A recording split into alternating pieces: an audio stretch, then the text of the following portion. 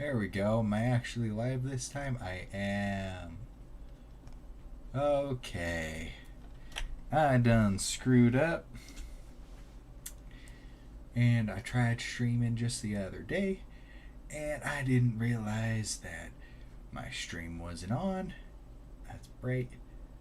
I didn't realize that my stream wasn't on. And so I killed a couple bosses off camera. Luckily, it was just, I just killed the ulcerated tree spirit at the bottom of Stormvale Castle, Godric, and the tree sentinel. So nothing like super crazy. But I did almost die to Godric, mainly because I was trying to pull fancy tricks and stuff. But yeah, didn't really. You know, once I started playing like an actual person, then yeah, it started working pretty okay. But the other thing was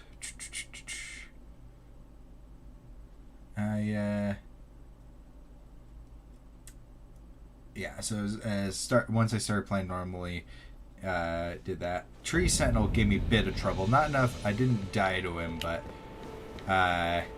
gave me a bit of trouble. So I got the spiked shield +7, and the visage shield, while really cool, the main drawback is it doesn't make enemies bounce off the shield like that. It doesn't have that effect, where that effect is going to be super useful for me. One sec. It looks like Doggo just needs to be let out of the room. Here is the checklist I'm using for the thing. Give me just one sec.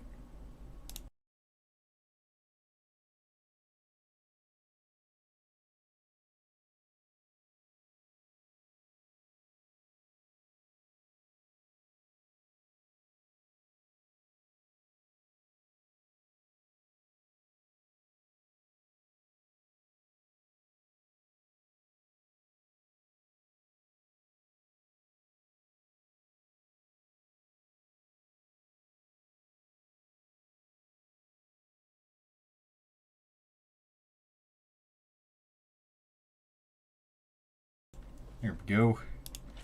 Okie dokie, where was I? So yeah, it doesn't make attacks bounce, which is pretty big thing in my attack windows. Hi, Bach.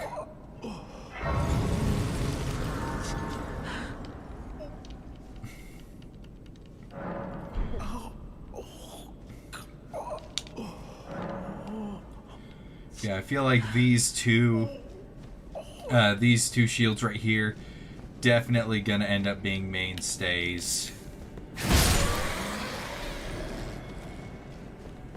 I can't really do like a ritual sword talisman thing with this shield because it doesn't block 100% physical, so it wouldn't really be that useful. However, once I start collecting whetstones, then that really opens up the shield options.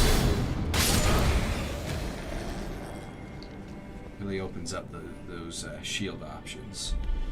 So let's go.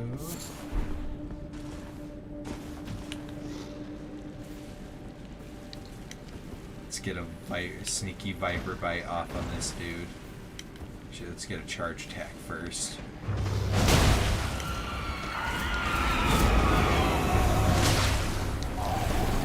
And he is now pretty much dead.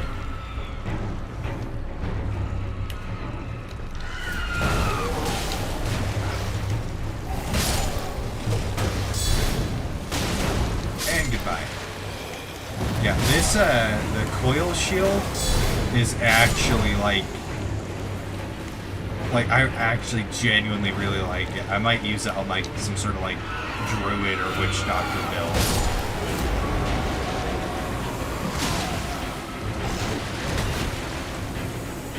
Like, look at that range. It's slow. Oh, yeah, it is definitely slow, but like...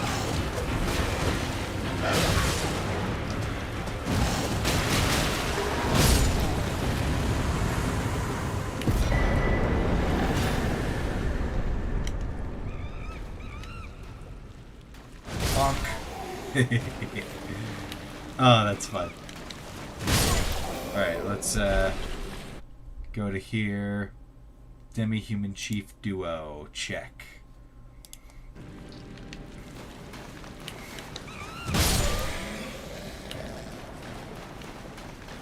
Just cleaning off the hit list at the moment. It might be worth putting... What's my... Might be worth giving Garunk some of the death root and getting, what is it, bestial vitality. That might be a good good tool to have in the arsenal.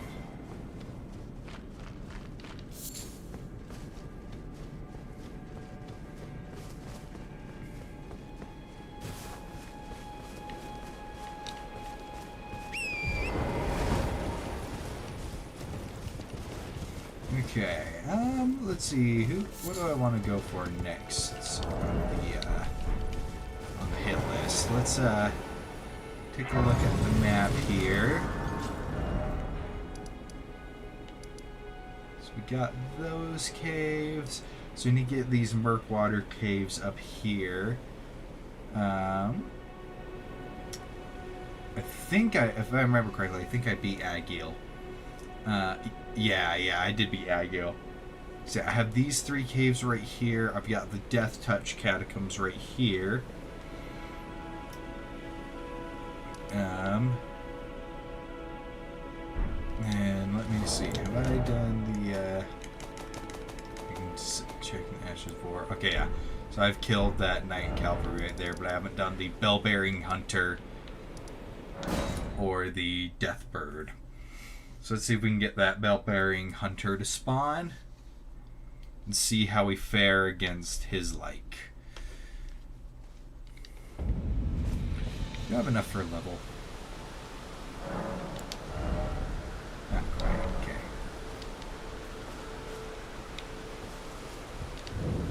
Here to learn. There's a memento find that so it grants. Well, Exhaust his dialogue. Let's change it to night. Yeah, this coil shield though is like so much fun. Okay, he's just right there. Arrest again. Alright, now he's gone.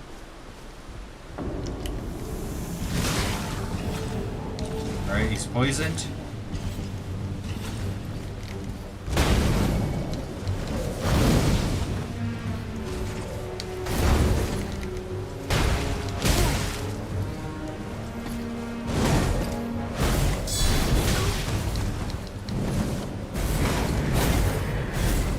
To know the combos.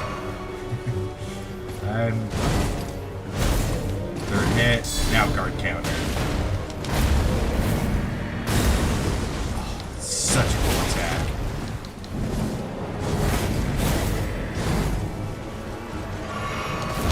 Woo!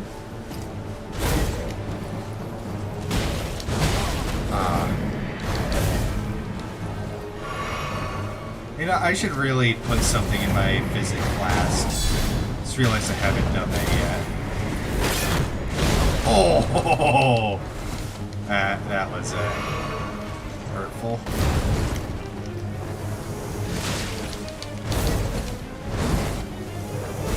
Oh, I thought I was out of range. Completely misspaced that.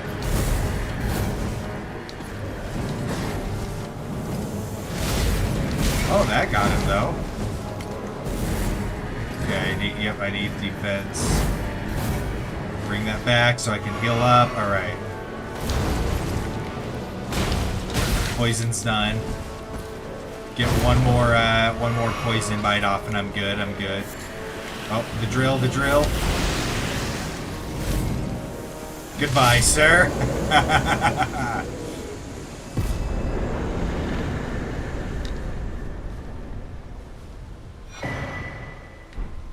Alright, I think that might be just enough to...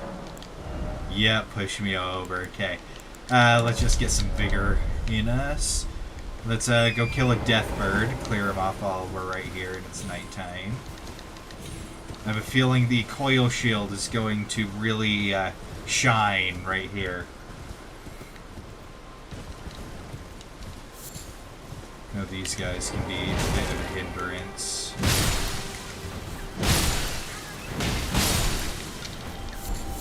And poise is important, ladies and gentlemen.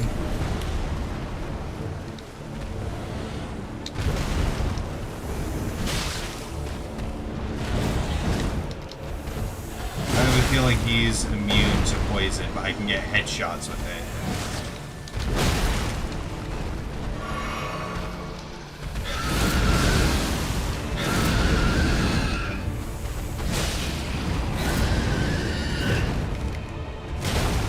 I guess I can just, you know, smack him in the head with the giant shield too. That works.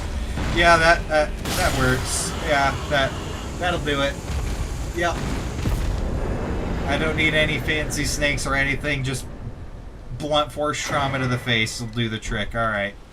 Yeah. Let's throw in bell-bearing hunter. Check. And oh, I did get the tree sentinel. Check. And let's see. Deathbird. Alright, okay, let's hop over here and let's go get ourselves a Black Knife Assassin. Start just checking things off our hit list and moving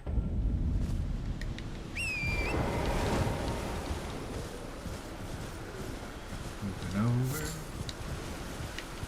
Wait.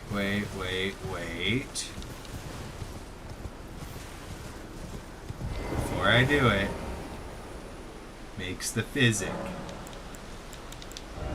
Okay, I only have that tier. I need to give me some more tiers.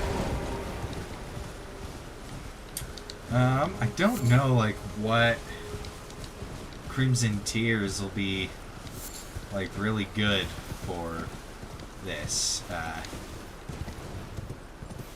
Not sure. But just looking at some of the great shields, this shield, if I can infuse it with like blood or something, that gilded great shield could be fantastic. But once again, just need to be collecting wet blades. But I intend on doing a lot of experimentation. That's a part of the nice thing about doing it as a 100% run and all bosses run is you can you just have more time and room to experimentate.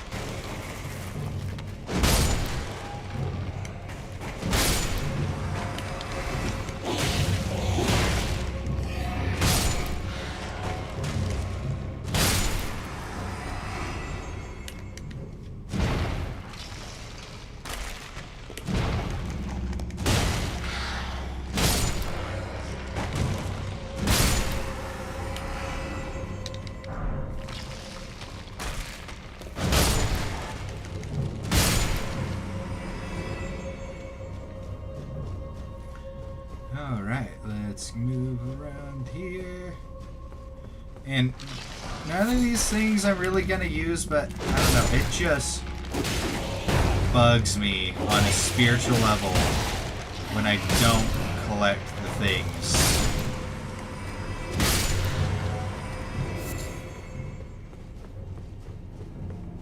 I'm a hoarder in all these games.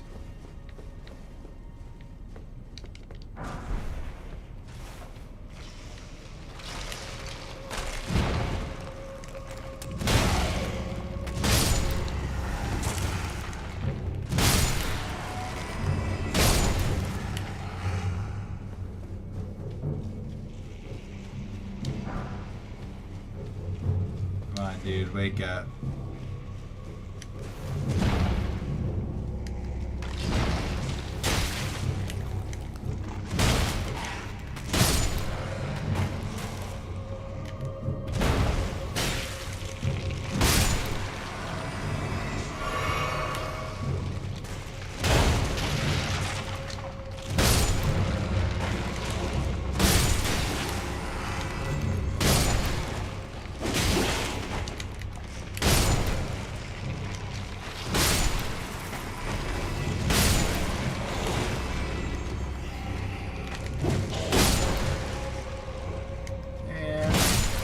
Boom, and...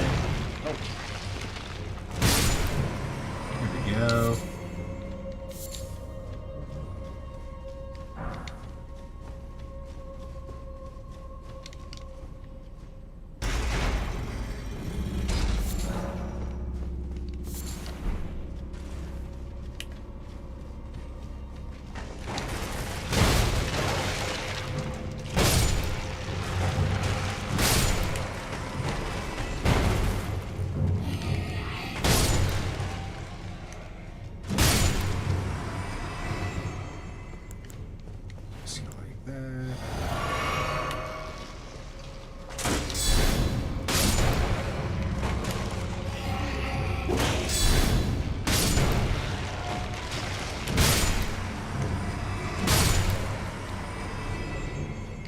And there we go.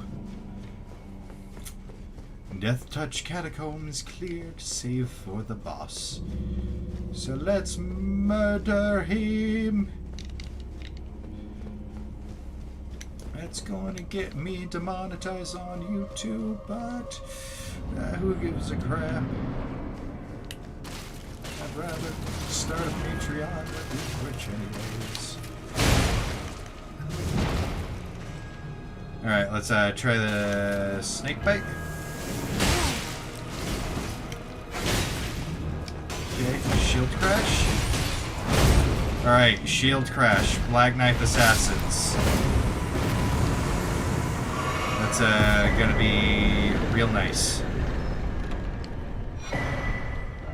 Alright, so we knocked him off the list. Let's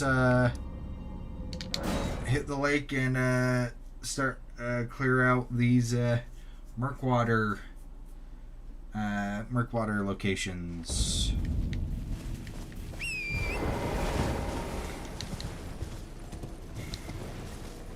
And then so yeah, so it's Black Knife Assassin.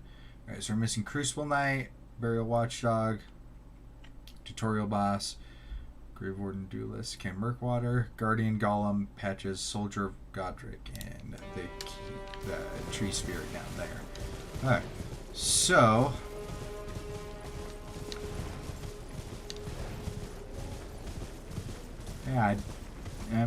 yeah, I didn't do Soldier of Godric, I guess.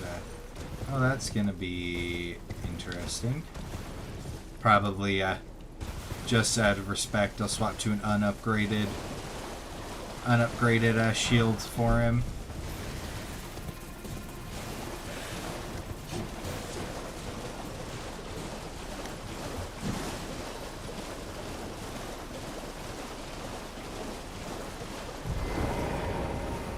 Oh yeah, there he is. Oh, this is gonna be interesting. Let's see how this goes. There he is. Oh, yeah.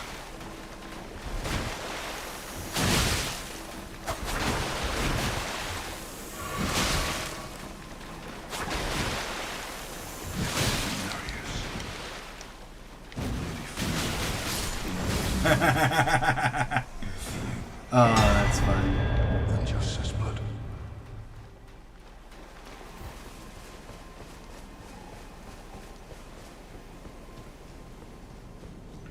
Alright, let's get Patches, Motley Crew here. Make sure not to poison Patches with the coil shield, because I want him to live.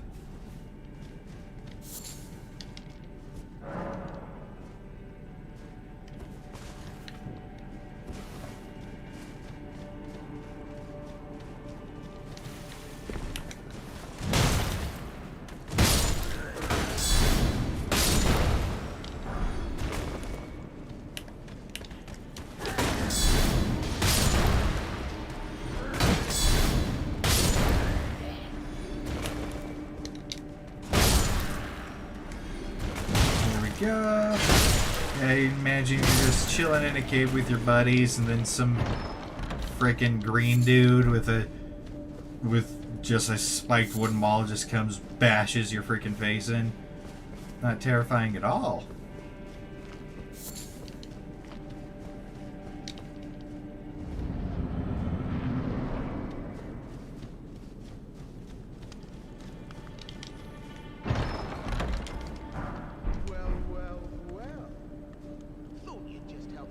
To a man's personal belongings, huh?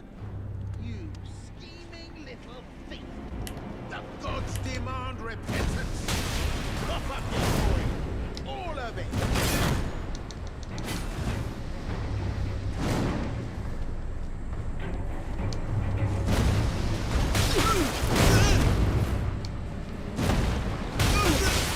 Please! I surrender! White flag and all! That was a bit close.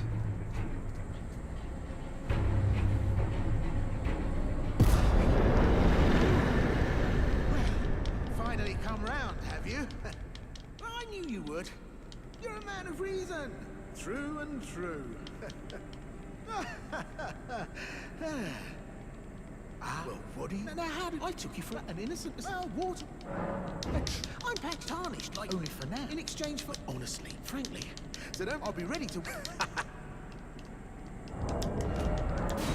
Let's, reload.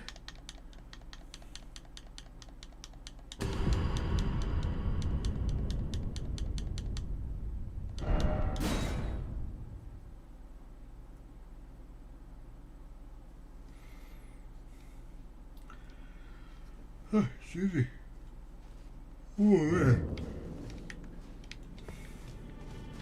Oh man, I have been just fatigued all day, man. No idea why. Definitely grab that. Okay. I feel like I might need that later. Cheers for that. Let's just continue this quest line. Oh no, I'm being whisked away. Well, well, well. Yep.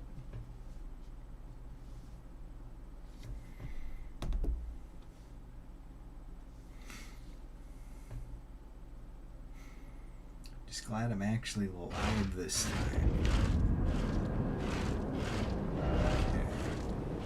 And that one's probably going to be the closest, so I'm just going to beeline it. Grab these items as we go.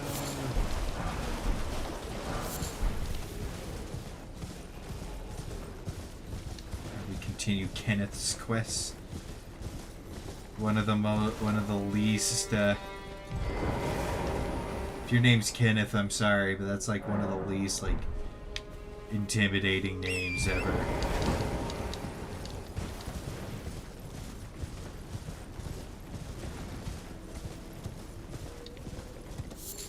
Hello? Is anybody there?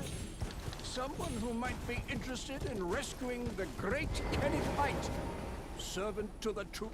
Ah, well, that's no. Despite you might have young tarnished. I want you to the night.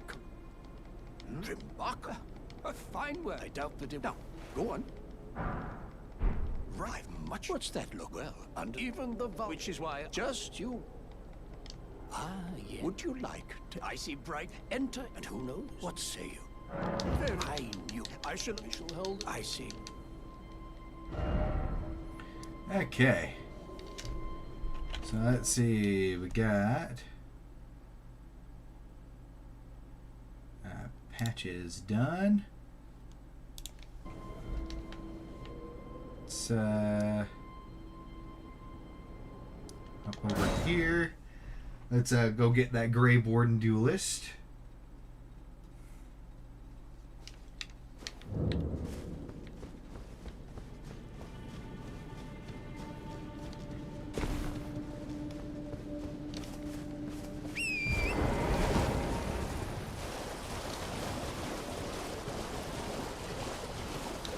Oh, excuse me. Oh man, why am I using this so deep?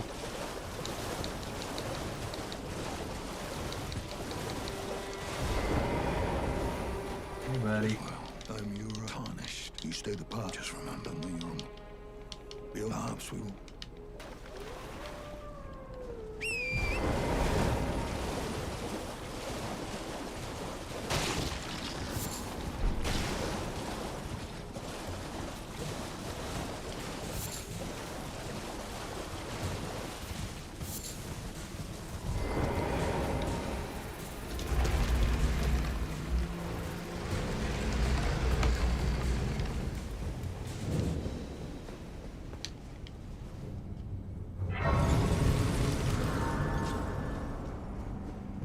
This is a very short one.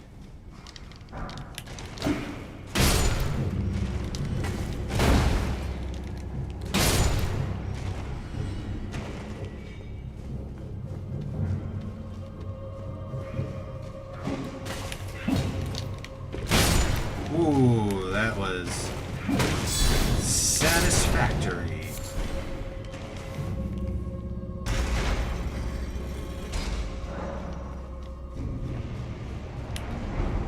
Hello, sir. I don't think I forgot about you. Well, I did, but I see you now, so I ain't gonna let you live. Dude drops from the ceiling, but too slow to save his friend.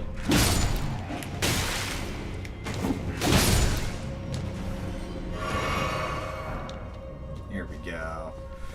Right, now for one of my favorite mini-bosses in the game. I love these dudes. They're just so freaking cool.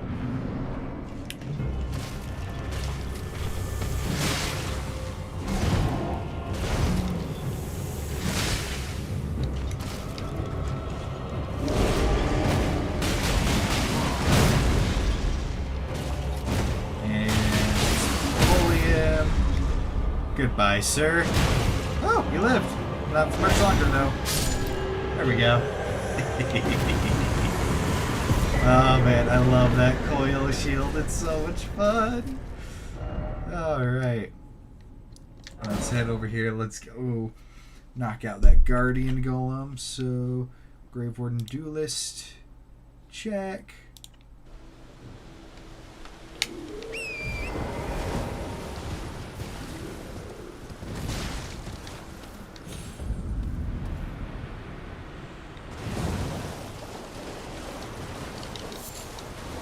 Right, so head on over here for equipment in this tunnel I will never use, but I'm still going to pick it up because it bugs me if I don't.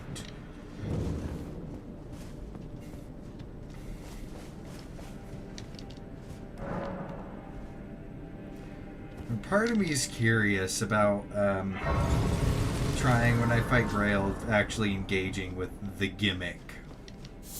Killing all the... I forgot, there's a pretty sizable drop right here. Of like killing all her little minions rather than just bleeding her. Da da da da da. Bonk.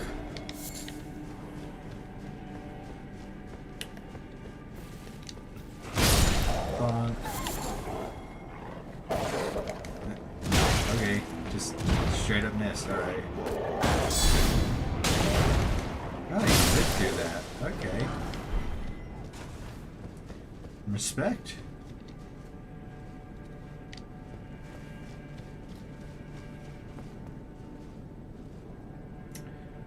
Ambo hackers raiding with the party of 8. Oh! Why, thank you. Thank you, sir. That is my first ever raid. Awesome. Thanks a lot, dude. Not much, just playing some Elden Ring for my very first Elden Ring challenge run, and I think my second challenge run in any of the Souls games. Oh, thank you for the follow, Imbo. Really appreciate it. No, that's actually my first raid ever. I've never had a raid before. So, yeah, that's actually really cool. Oh, thanks, dude.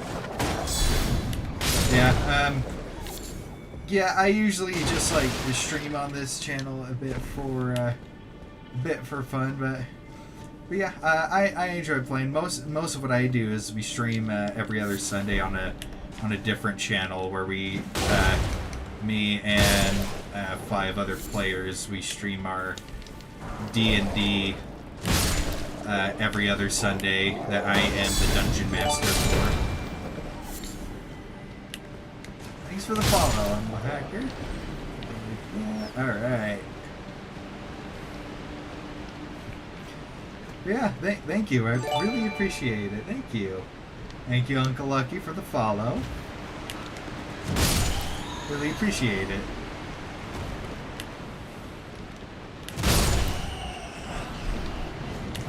Oh yeah, I saw that. Yeah, the notification I was going through. So I do it on the Streamlabs OBS app. And I was going through like the notifications, and that was one of the ones just like in there, and I'm like, yeah, I have to go for that one. That one is just so perfect. I freaking love Keanu Reeves. The channel that we stream D&D on, for Twitch, it is the letter D and then _Fortress, but F-O-U-R, like a D4. So D-Fourtress, and then on YouTube, replace the underscore with a dash. But yeah, so it's D-Fourtress. And so yeah, so we stream our D&D, our next episode, I believe it's going to be our 4th episode, is going to be on going to be this Sunday, and then we usually do it about like, well, Mountain Standard Time, about 5 to 10 p.m. Oh, ow, okay. Oh. Well, alrighty then. That works for me. Oh man, that is probably one of the most difficult things I've found in this run so far. Oh, thank you. I appreciate that. Yeah, we'd love to have you. Every now and then, usually with how we do the streams, is since we kind of do it over Zoom, but the players will sometimes, as we're playing, the players will also just be in the stream chat responding to some of you guys, and then most of the time it just depends on like the tone of what we're going with. But sometimes it's like if I see something in the chat that really catches my eye, I'll let the players know. But yeah, right now they are in their first big city. It's a new campaign in our first big city, and they are hunting down a murderer at the moment. So yeah, we do it in a world that I usually DM in, a world that I made, which I really enjoy because I just love creating characters and worlds. First campaign for the channel, yes, not the first one I've DM'd for. On the YouTube channel, we have another campaign that we've been doing for like 2 years that we just just playing with a couple brothers and friends, and we titled that name Blood Money. But I'll be like telling almost like in an audio thing, just on YouTube. I'll be telling the story of that campaign, which we have elected to name. We elected to name the campaign Blood Money, just due to the setting and the goal of the campaign. So the one that we're streaming right now is very much a bit more traditional good guys, where the Blood Money campaign is much more of a morally gray area. They're the less bad guys, but yeah, but I am a huge D&D nerd. I love D&D. I love being a dungeon master. Very rarely these shields, like, I wasn't expecting much. It is +7 right now, and but I will say, however, the coil shield, it's only +2. It's a somber one. The coil shield is hella good. I don't think I've used it since you guys tuned into the stream, but it is the coil shield is like actually just like really, really good. It does, like, even these guys that can't be poisoned, I'll just do the quick thing. It is slow, but it has some serious range on it. And so that, and it doesn't cost a lot of FP. And do that. The Legend of Drizzt series isn't Drizzt, isn't that I'm for the most part I'm not super familiar with a lot of the Forgotten Realms, or isn't he like a drow god, or like a drow legend, something like that? Yeah, I believe he's like one of the drow things. For me, most of my things, because I DM in my own world, which I call Auroran, and I have established. I do use the Forgotten Realms gods, the pantheon for it. So right now we have a Divine Soul Sorcerer in our group that we stream that worships Bahamut. But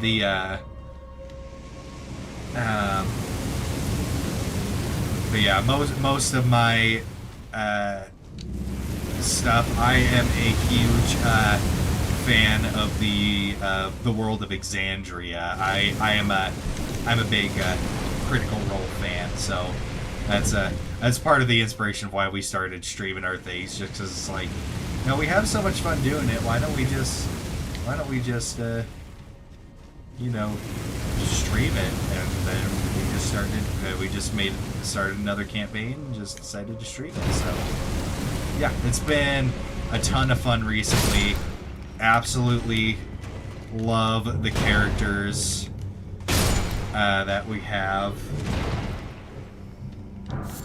Yeah, and if you just know even just like a little bit of Critical Role, if you can get like the general story of their campaigns, get just the general story of the campaigns, they have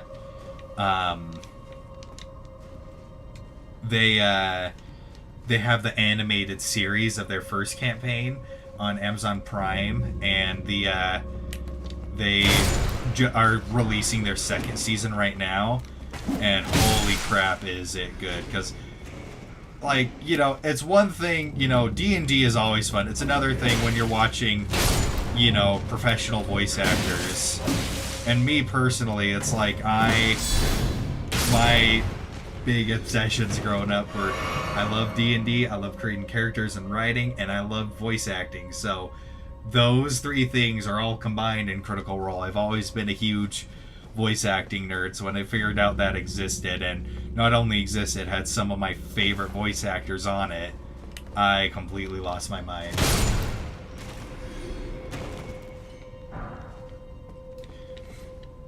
Yeah.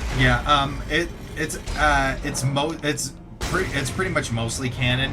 They did cut out some stuff for, you know, for obvious time things, because you can't animate, you know, because every stream they do is like 4 hours, so you can't animate like every little bit of it. But it is yeah, it is really worth watching.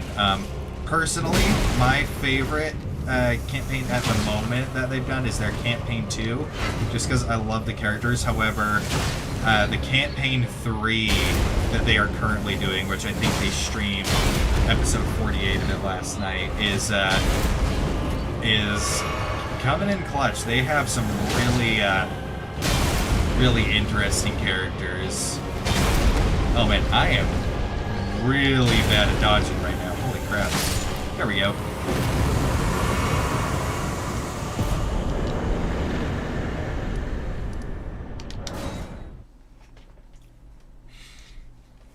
But yeah, I've always Always been a huge D&D thing. Honestly, the most important thing, yeah, it looks, the shields look amazing right now, but I'm pretty sure that the power drop off is gonna hit really hard in a little while.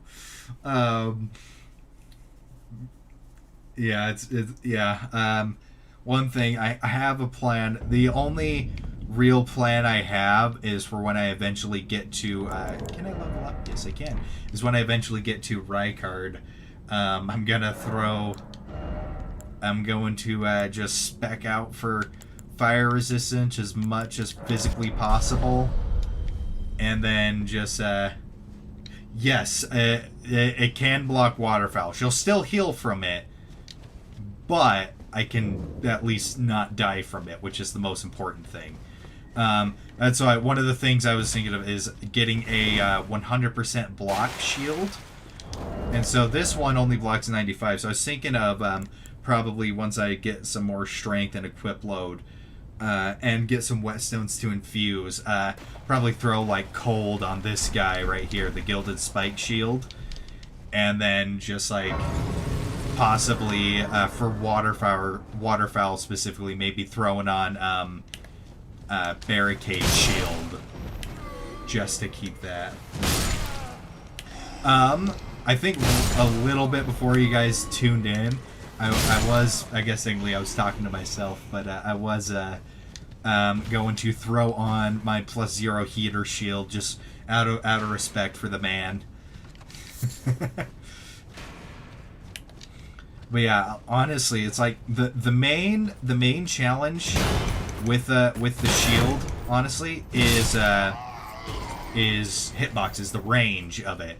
That is probably the biggest thing, because honestly, like, the damage is nothing to scoff at. Like, whew, let's go like that. Bonk him.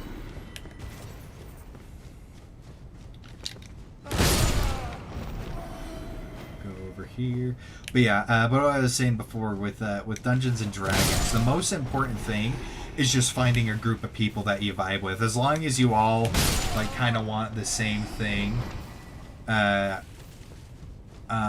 it's like if you all kind of want the same thing out of the game, like, are you all just combat heavy, or you want more of the role play out of it? And yeah.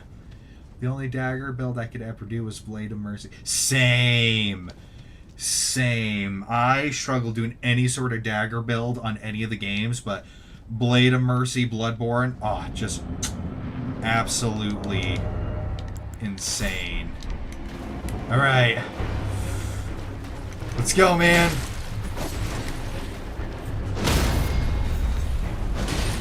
Just bashing it up. Okay, I was thinking I was gonna give him respect with this. No, that was just... No, that was just cruel. I just prolonged his suffering. Rather than just finishing him quick, I just beat him over the head. Just until he just stopped moving. Oh, that poor man. Yeah, that was probably, not the fastest I've ever killed him, but that was probably the meanest way I've ever killed him.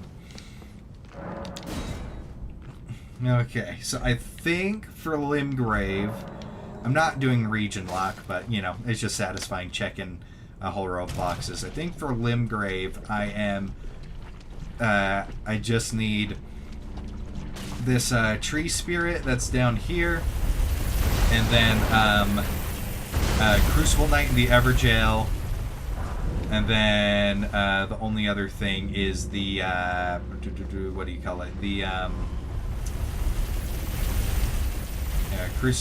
Crucible Knight in the Everjail, and the Grafted Scion. That's right.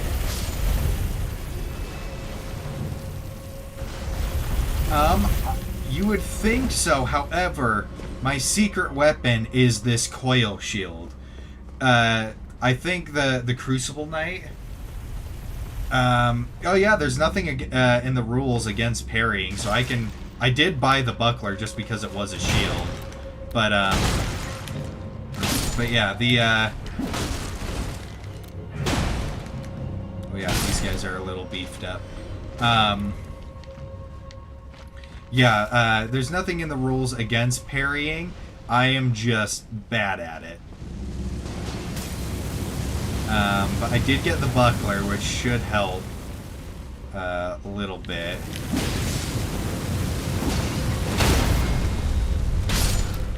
Alright, let's get that fire blown again.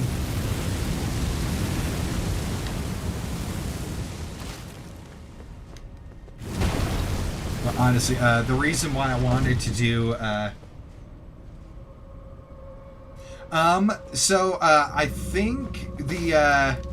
think the coil shield the weapon art might be just a tad too slow to get that off for the parry. However, what I could definitely do is if I need to build up bleed,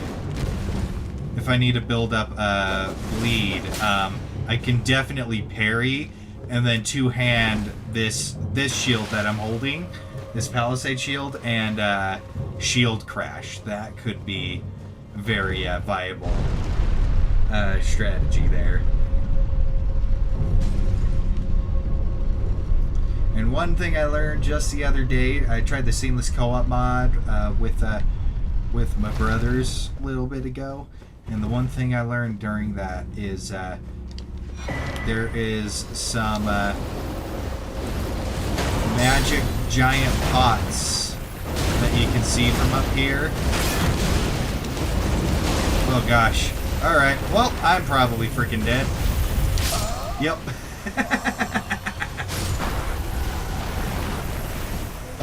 He couldn't live with his shame. He couldn't live with his shame. Oh my gosh. Oh my gosh, that's so great. Oh man. Get some water. Oh man.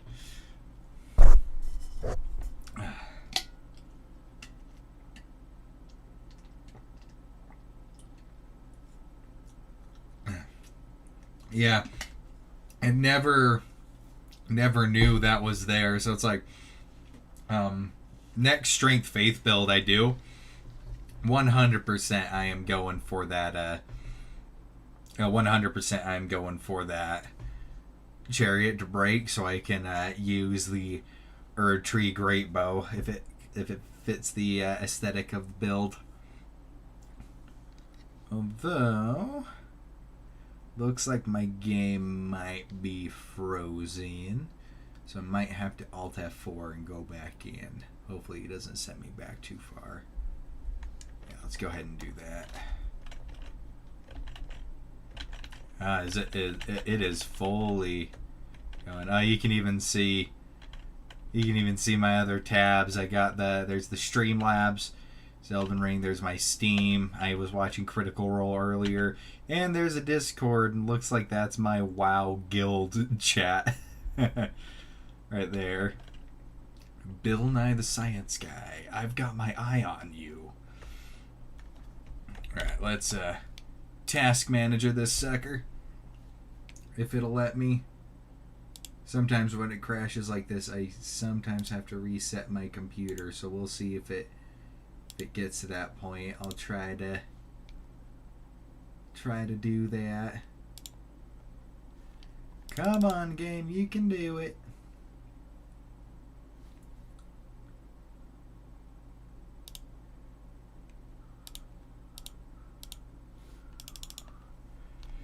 Yeah, my computer struggles every now and then with these games. Much better than my old computer. Sometimes it'll get a crash like this. Usually happens in the FromSoft games. In my experience. Come on.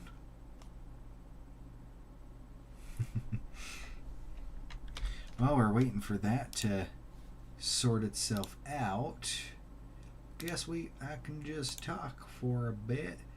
So let's just go and try and figure that out.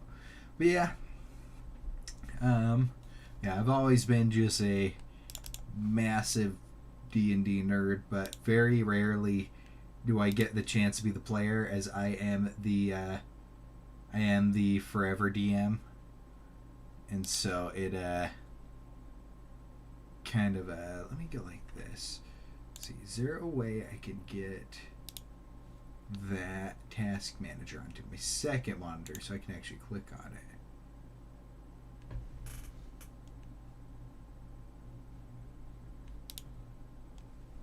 Let's see. It's behind all my lighting stuff. Let's go. Let's see if I can do a...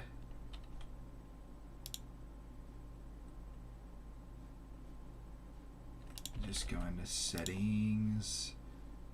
See if I can... Is it going to be under there? Yep. Okay. Come on. Yeah, always been a massive D&D nerd. I've always loved it. But yeah, I don't get the chance to be a player very often, as I am kind of the forever DM. But I did get a chance to be a player in the one-shot my sister-in-law did just the other day. And it was a lot of fun. I was just a dungeon crawling one-shot. And there were 5 players, and then my sister-in-law is the DM, and it was a ton of fun.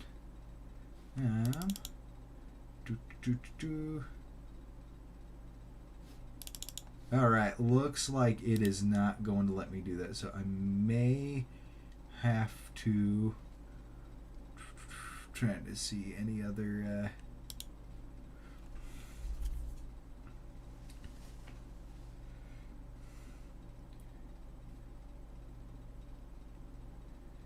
let's see.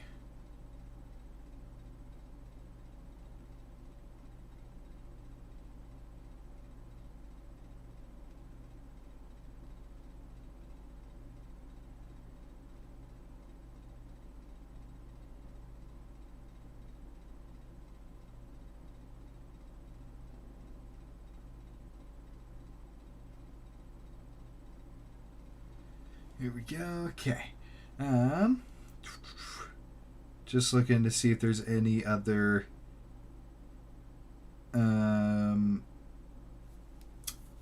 see if there's any other possible fixes, way I can like bypass that. If I can like get that to close. See, yep, that's loading. Okay, it's not the whole computer that's frozen. I still see the chat moving. Oh boy. Yeah, I might have to do a quick restart on the old computer here, so I'm gonna do that real quick. And so I should be up in like less than 5 minutes. So I will be right back. Chat and Chris, thank you. Hopefully it doesn't completely screw this over. Give me one moment.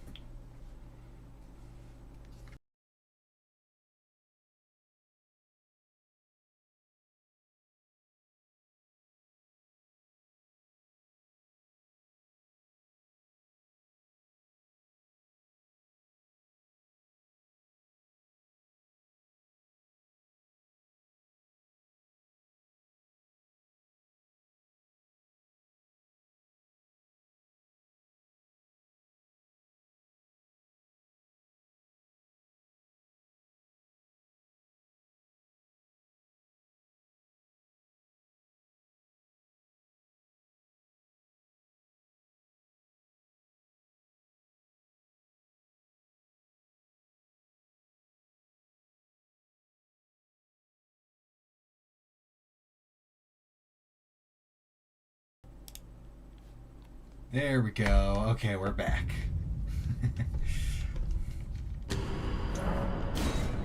There we go. Just had to like start the restart process and just have it. Why, thank you, Chris. And just have it like shut down the app for me, and then I was able to cancel the restart and get it going. So it didn't take as long as I thought it was going to. Let's see. Okay, it looks like put me back little bit.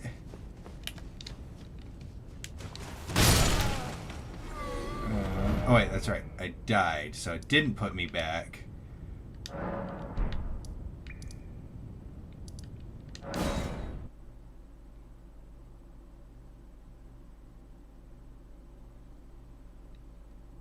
I don't think it put me back, at least. Well, I guess a way to find out. Let's see if the fog wall is there. Okay.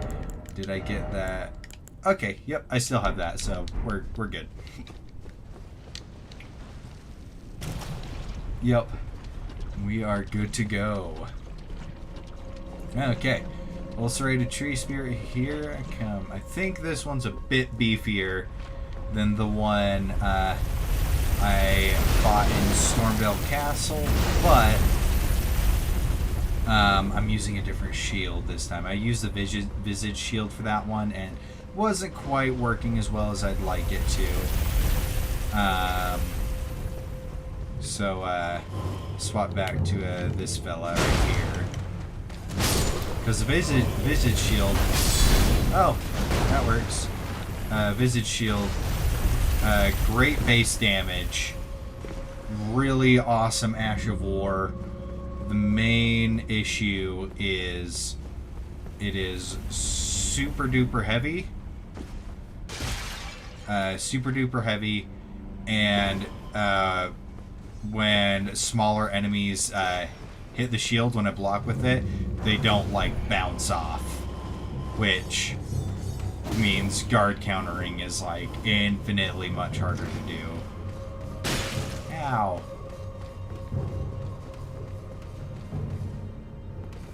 Oh, lag spike, that's fine. Oh, I thought he was gonna do like a roar first.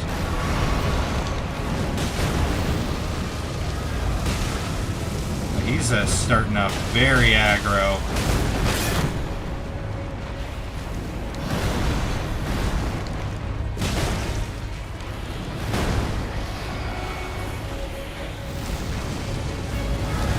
Get behind the head.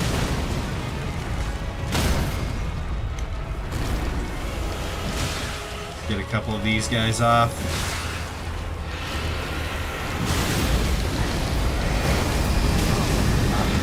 I always struggle with that move.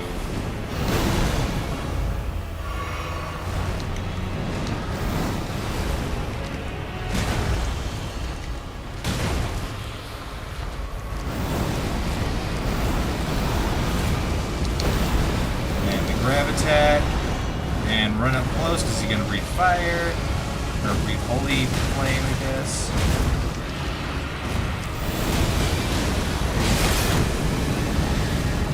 That shield crash is such a good Ash of War because it also blocks while you're attacking. There we go. Oh, that is satisfying. Oh, 15,000 runes. That is not bad at all. I didn't realize he gave that much. Alright, so we can check off Soldier of Godric and Ulcerated Tree Spirit. And we're just missing that Crucible Knight and Grafted Scion, which, how far did I get up here? I did a bit of a speed run up here to grab some stuff. My first stream. But yeah, let's, go to Stormhill Shack and let's kill ourselves a Crucible Knight. So yeah, so this coil shield is gonna be probably one of my best friends throughout this whole run. It is so widely useful.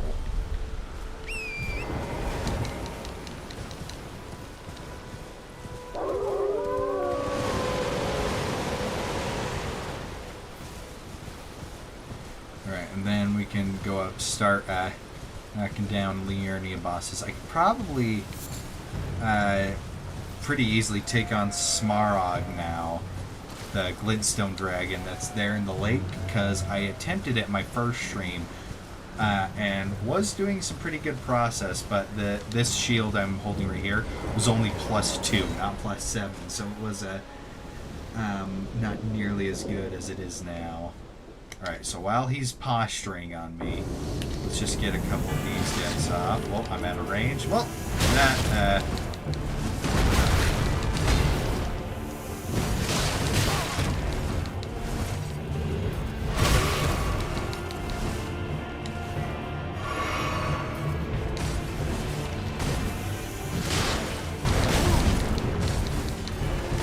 Alright, we got that. We got the poison off.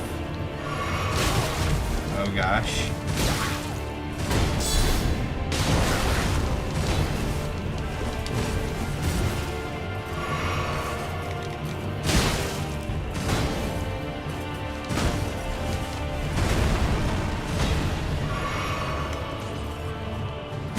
There we go. Phase 2, much easier for me.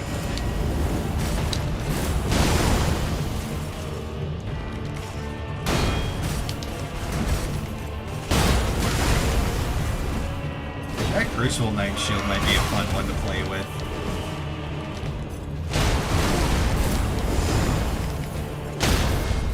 There we go.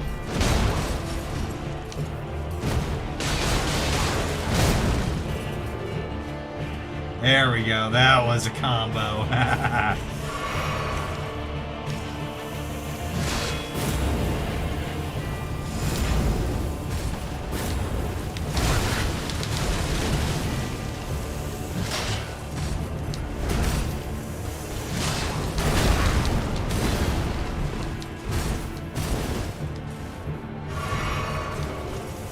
Nope, that was dumb of me. Still gonna go for it though. Yes. But we had to restart the stream. My game crashed and I wasn't able to get to my desktop to like force close it. But we're back. We're good. So I just technically moved this up to episode 3. There we go. And boom. Okay. And then, if you're curious, I have beaten a couple other bosses. I've beaten Mad Pumpkinhead Duo and K-Lid, Altus Plateau, Demi-Human Queen Gillicut, and then Mount Gelmir, Demi-Human Queen Margot. So, I guess...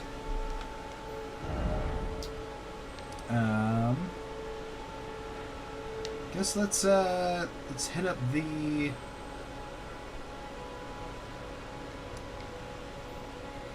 let's hit up the mine there.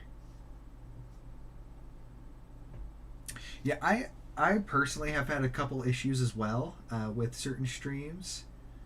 Oh, you're good. Yeah, I've been having some issues, specifically when I'm on my phone watching something. Like, I feel like on my phone it lags out quite a bit, or like the stream drops or things like that. Yeah. Now we venture on. Let's go kill a Crystallion, get that smithing stone bell bearing, and then some more somber stones that are in there to upgrade the coil shield.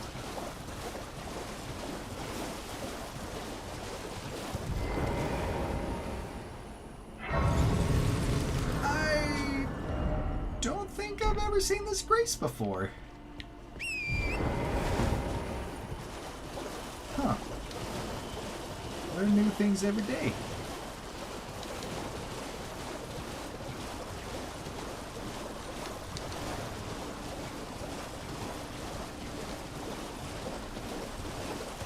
Yeah, I'm currently, as we're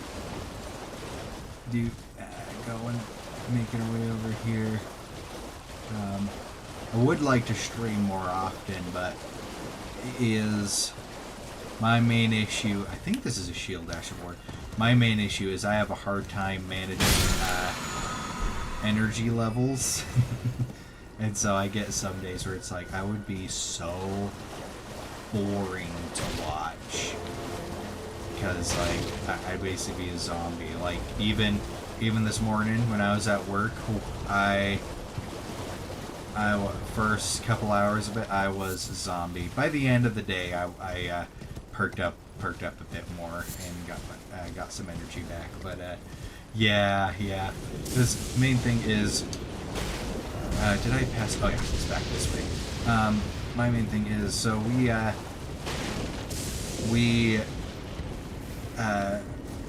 it's like I do quite a bit of stuff. One of the main things I do is for my day job, I'm a phlebotomist. So I, if you want to put it bluntly, I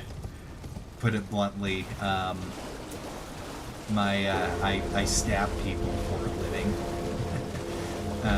And then, however, what I'm trying to replace the income with is me and my two brothers, that D-Fourtress stuff the D-Fourtress stuff I was mentioning earlier, we actually went in and got business licensing for that. So we love for making content for D-Fourtress being our full-time job. And while we are huge Dungeons and Dragons nerds and stuff, with the drama that surrounded the open gaming license, which, if you're not familiar with that, just look up OGL. You'll find dozens and dozens of videos on it. But the OGL drama decided, we could probably have a lot of fun, trying to make our own game. So we're working on that on the side as well. So we're like trying to do that, and then on top of that, I'm also constantly hunting for and doing voice acting auditions, because like I said, I'm a huge voice acting nerd, and so yeah, so that's quite it's pretty exhausting. And on top of me just being like super introvert, I'm a relatively low energy person to begin with. That's why I have but one thing that definitely helps is having a doggo.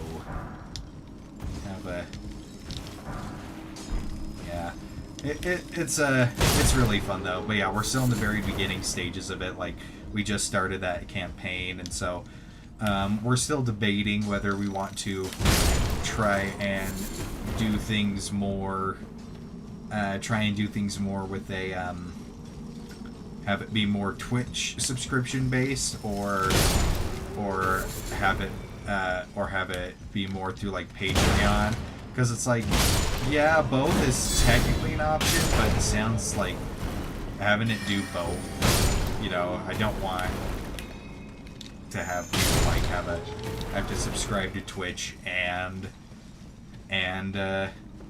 Patreon to like get like certain like perks and stuff, because that, I don't know, that feels just a little bit greedy. And so it's like, I'd probably just like have, if we end up like doing access to both, just be like, hey, Twitch subscribers and Patreon subscribers all get the same benefits, so you can just do one or the other, you don't have to do both. But like I said, we're still in the very beginning things. Yeah, that is very true. But my brother, he's been spending a crap ton of time these last couple weeks, pretty much all of his free time, making an intro for our campaign, which is turning out really, really good. And I think we just need one more final photo shoot, and then it'll be fully done. One more final photo shoot, and then it'll be fully done, and then we just have to get a couple legal things taken care of before we're able to publish it. But yeah, we can always do that. It goes well. But yeah, it's been a really interesting process, but it's been a lot of fun.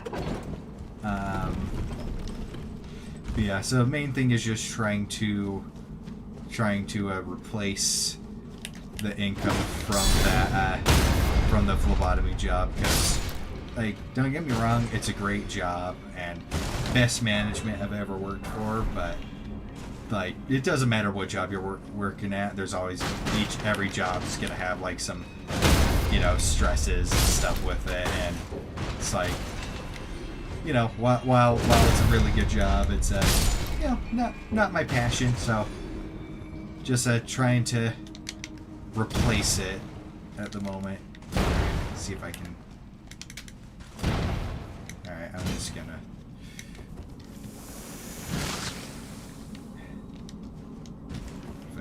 Can I be happy with that? Yeah, there we go.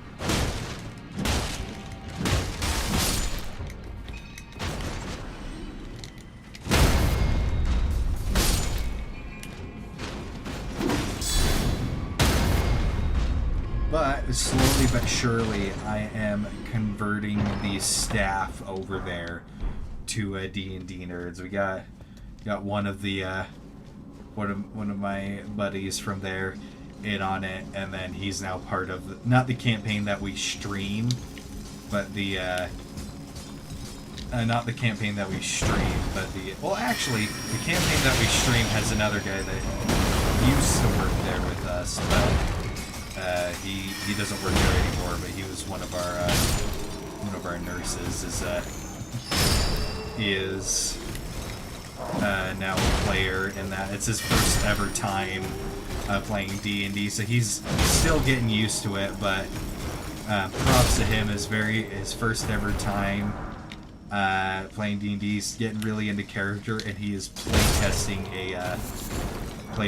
a subclass that I made myself, which so far he seems to be having fun with. Granted, they're only level 3, so he's only it's a fighter subclass, so he's only had the, you know, you get your subclass at level 3 as a fighter, so it's he's only played as the lowest level possible so far, but he seems to be enjoying it so far. I only have the 50% heal in the physic at the moment. I really need to go and collect the other tiers. That's the only cracked tier I have. I should really go and explore some of my options. Ooh, I thought I was gonna die right there. Alright, well, I'm gonna absolutely bully this dude in here. This dude is just gonna be flipping annihilated. It's a shield crashing.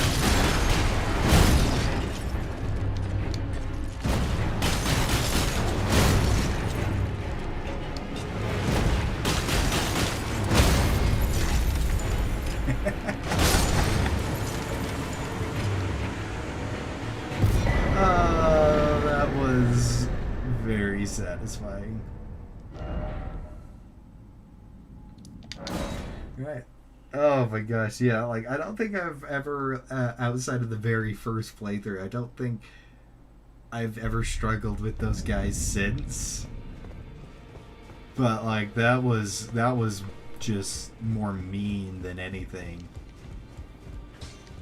Those over chat find them well. Yeah, let's get that boy to +10, that's +3. Cool. Alrighty. Let's go ahead. Let's go kill that thing. The only crystalline struggle is the 3. Yes! Those 3 are such a pain. I think I bothered killing them like once on my first playthrough. My first playthrough that I beat the game with was a strength faith build, and I used by the end of the game I had my brother drop one for me. Yeah, by the end of the game I had my brother drop one for me, but I was dual wielding the candle heads, the candle head great hammers. And even then, with the fire damage, jump attacks, the dual wielding of that, it was just a 10 out of 10. it was rough. It was really, really rough. You know, I know I said I was gonna go get that like clean right night or whatever with the winged sword talisman, but I think I just on autopilot ran over here.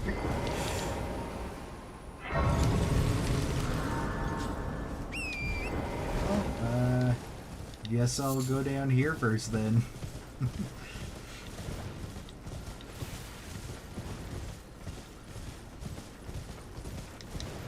Now, one thing I could do potentially that might be beneficial is also just rushing Renala to get that extra talisman slot. But at the same time, I kind of like taking my time. Yeah, those 3 Crystallians are just... oof. They are, at best, frustrating.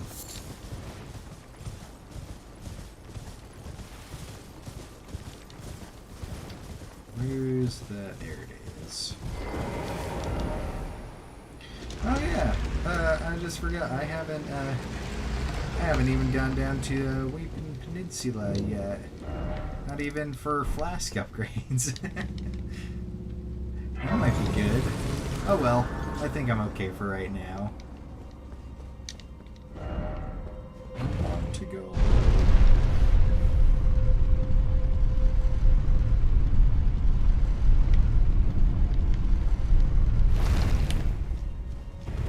And oh, that didn't kill him.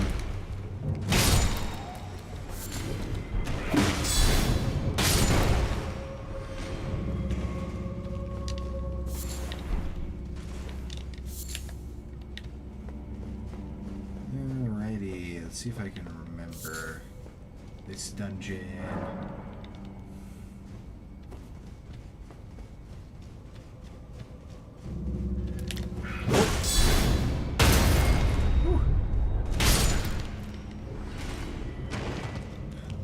I have honestly been debating this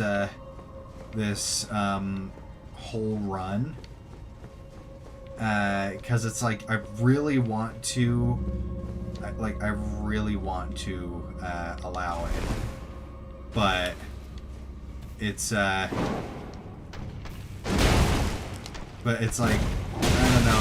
So right now I'm kind of like putting it on reserve for if I like hit a brick wall that is very outside my skill set, but you know, I'm open to allowing it at least. Because, you know, I'm doing this challenge run. I've literally only beaten the game twice so far. So I usually, as I am in any game I play, no matter what game it is, I am 100% what I would call an altaholic.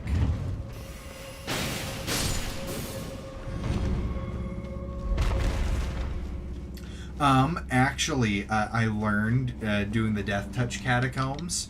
These, the Shield Crash Ash of War that I have on the shield right here, just absolutely mows down the Black Knife Assassins. Like, it bullies them. Absolutely bullies them.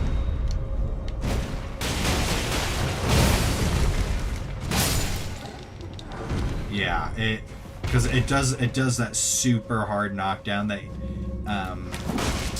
yeah, it does that hard knockdown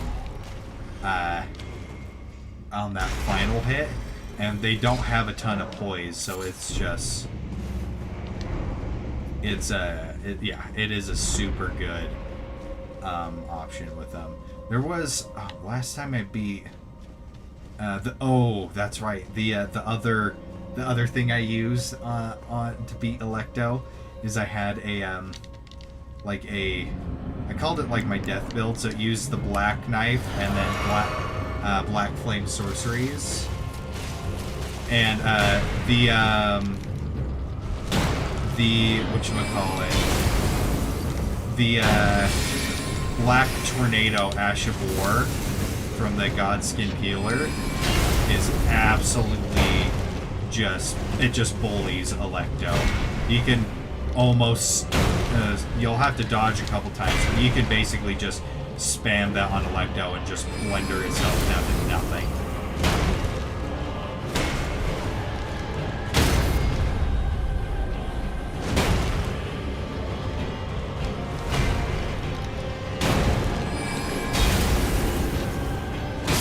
And boom. Yeah. You never want to attempt to block that projectile. It will never go your way. Yeah, this shield, I'm really enjoying it. You basically just go into a Siofa River and go up the elevator to the other side as if you're making your way up to the giant jar. The Great Jar, and then it's just on that path by one of the golems.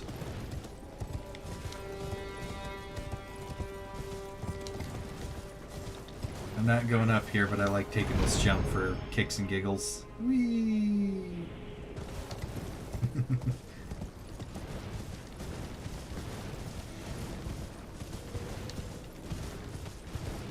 Here we go.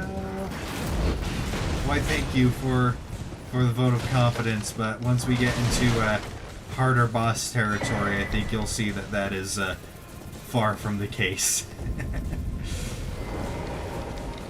I feel like for the most part I am average at best. Now granted, this is only the second Souls challenge run I've ever done. I've only ever done one other challenge run, and that was in Dark Souls Remastered. I did a bow-only run a couple years ago. The servants have since come. I fear it's no least. Yeah, a bow-only run, and I gotta say that was one of the most satisfying things was the Artorias fight. Bow-only was such an adrenaline rush. It was so much fun. And then just slowly but surely, it's like I've been getting the itch for another challenge run. I'm just like, well, what would sound fun? Because it's like, I could have done the bow only on this one, which I do plan on doing, but I'd rather do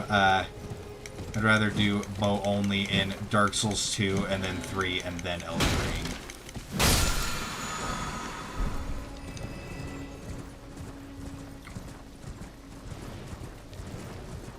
Bow only run for Elden Ring? Yeah. It's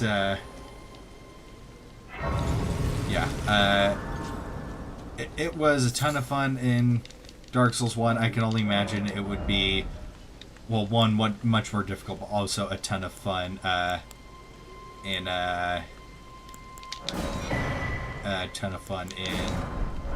this game as well. How much poise does this offer? Not enough. Okay. Alright, there he is. He's here. Alright, time to use the Thneck.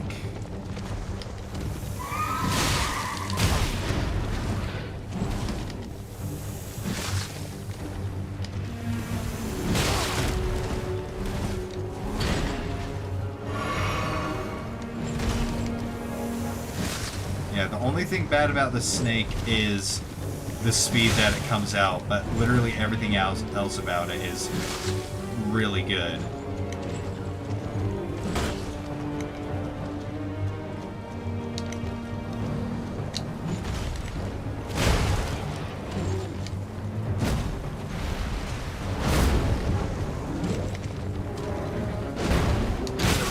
Ow.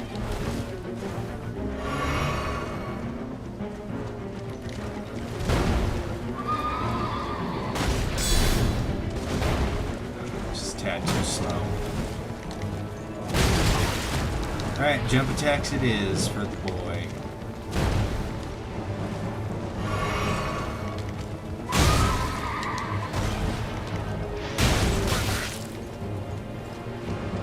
poison's about to finish off the horse.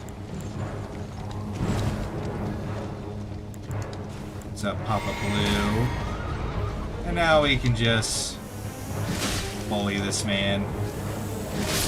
Alright, there we go.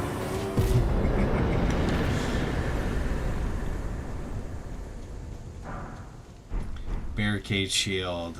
That might be very useful later. Very, very useful. Alright, well, it is nighttime. Let's head over here. Kill this dude. Why, thank you. Yeah, I definitely gotta say though, like, the shield only, it's been refreshing so far. This is like genuinely like a lot of fun. A lot of fun with it, because it's like I'm having to utilize strategies I wouldn't typically use. You know, trying to find positioning that works without having range. Oh, thank you for killing the bat for me. You just kill the rest of them, Death Rip News. Thank you. What a considerate fella.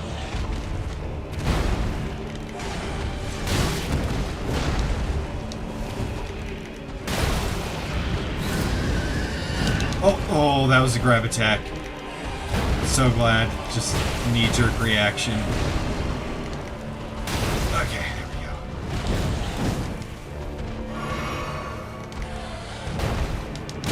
Quit moving your head, boyo.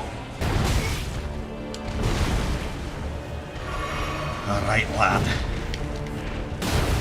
Let's get this going. I will vanquish thee. There we go.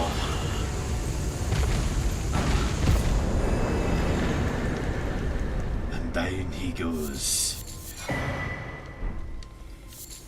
Alright, considering a fist only run, you mean fist weapons or legitimate, like, full-on, just punching everything to... Okay. Because the only game where I would even remotely consider a fist-only run to be achievable by mere mortals is... yeah, I know someone's did it, but it's like... I think that guy has ascended to a higher plane to do that. Oh man, one of the most insane runs I've seen was a freaking... so Ingenious Clown Gaming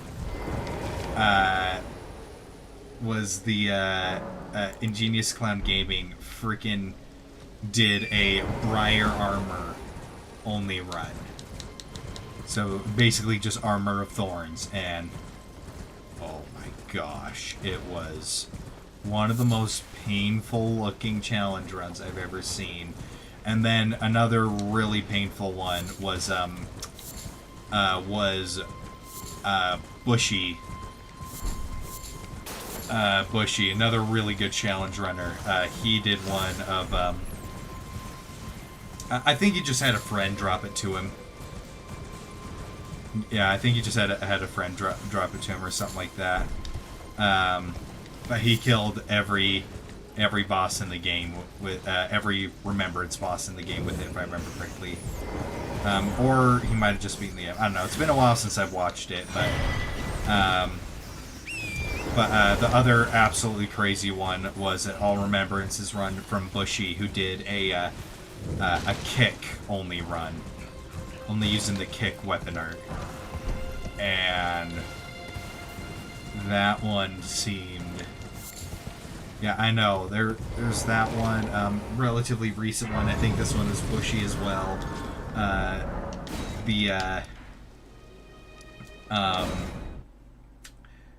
Bushy was he did one where every enemy in the game, save for the human NPCs, were all invisible, and it's like that's a bit beyond my skill set. I'll just bash people with a plank of wood. Thank you very much. Oh yeah, I feel like one of the things, because it's like back in the day, you know, Dark Souls 1 was a thing. When it was like just Dark Souls 1 before Dark Souls 2, like the challenge runners have gotten so crazy because back in Dark Souls 1, like you were absolutely insane if you played the game when it was like a relatively new thing. You were an absolutely like goated player if you went through the whole game and you didn't use a shield to block attacks. Like, you were legendary back in the day. And now it's like, immediately Elden Ring came out. I multiplied every boss by 10. I'm going to NG plus 1000, you know, things like that. It's like, I feel like it's just the challenge running scene has gotten so crazy with certain things where it's like you have the craziest of the crazy difficult challenge runs, and then you have the normal challenge runs that's like a bit more doable, but it's more about the journey of the player rather than, you know, the nearly impossible thing. Like, one run I've been really wanting to try is for Elden Ring here is a consumables only. Because I saw, which one did I watch? I want to say it was a Baron Castle video.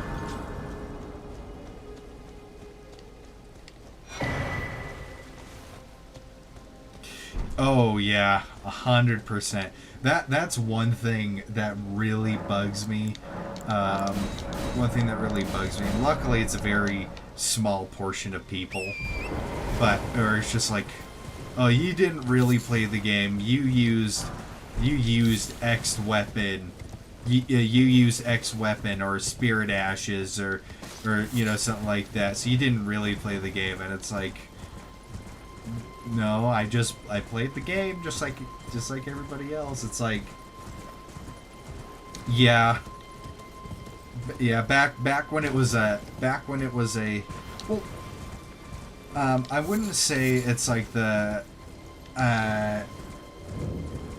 culture as a whole. The main thing is like those people that are that toxic are honestly very few, and this honestly applies to most things, and not just like in, you know, game fandoms and stuff like that, show fandoms.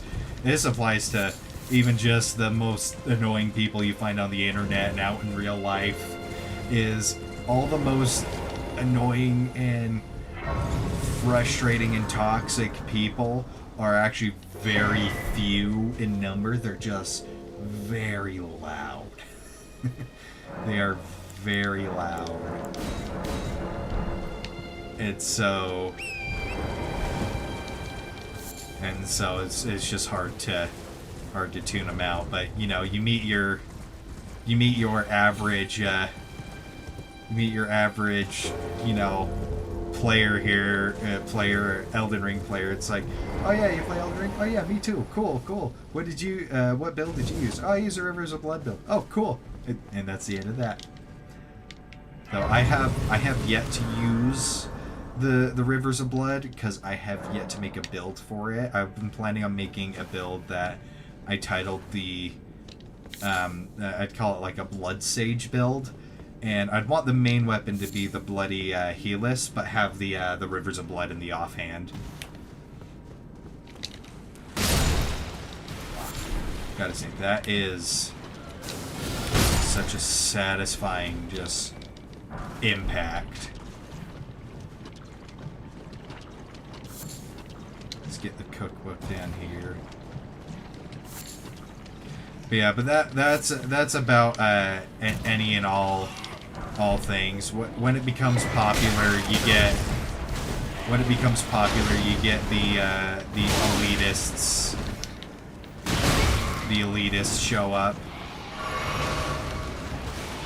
for literally any kind of medium or anything. No matter what show you watch, no matter what game it is. Oh geez, this is not a good situation. Oh boy. Oh boy.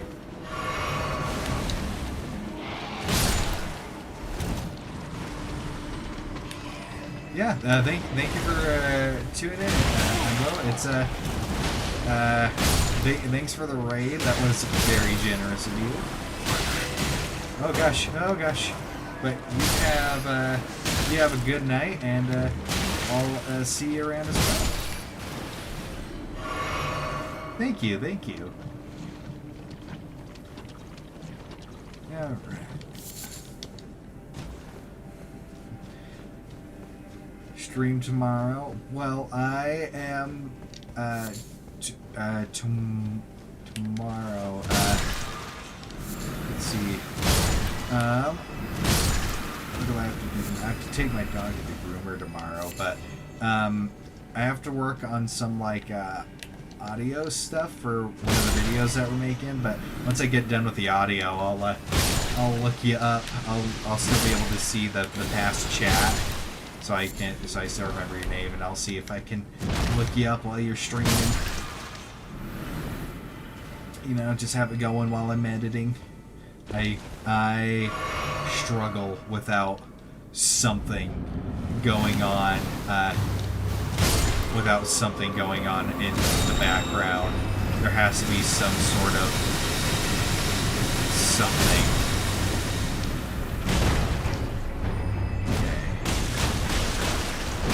These guys bleed? I don't know if they can. I'm already poisoned, so that doesn't scare me.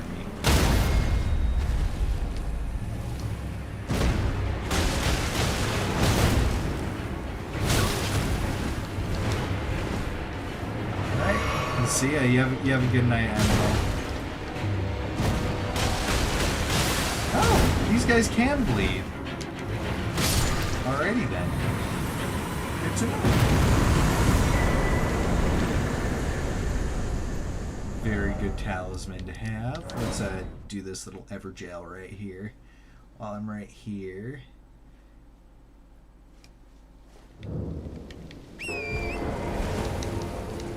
Let's see how well the let's see how well this coil shield performs against this dude.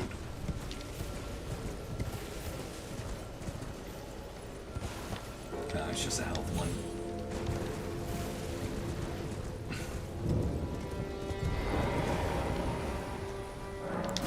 Alrighty, here we go.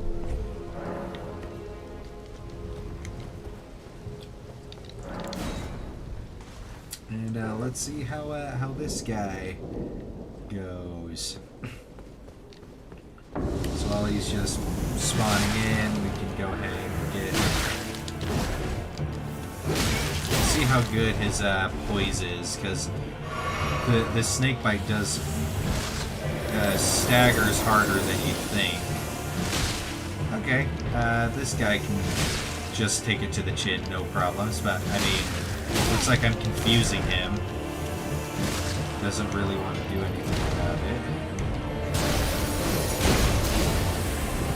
Let's shield crash him, see how that goes. Oh, that was sad. Oh, okay, that's a thing. Ooh. Okay, I think I made him mad. What is his moveset?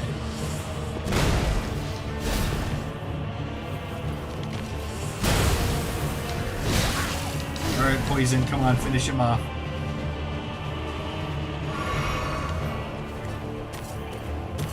Come on, Poison, come on. Come on.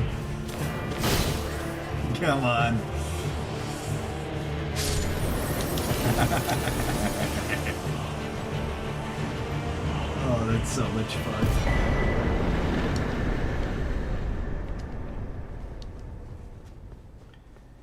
Alright, there we go.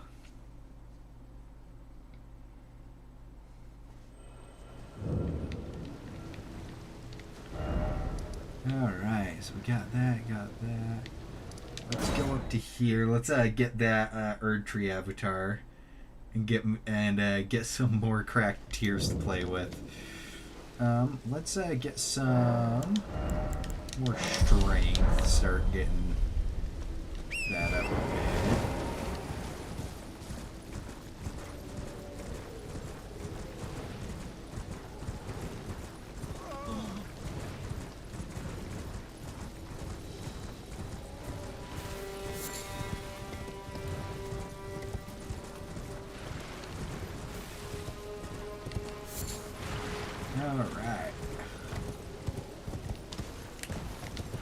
Hey, buddy. I guess he just didn't want to react. There's always a dude that like comes from the side with this one. I don't know where he is. Right, let's get some snake bites off, see how those do. Let's get in range. Okay, alright, I'll take that.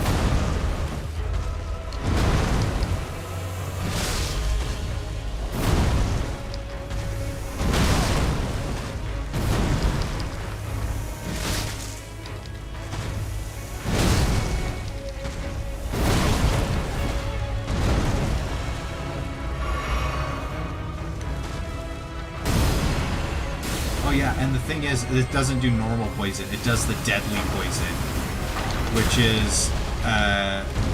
is like only a little step below Scarlet Rot.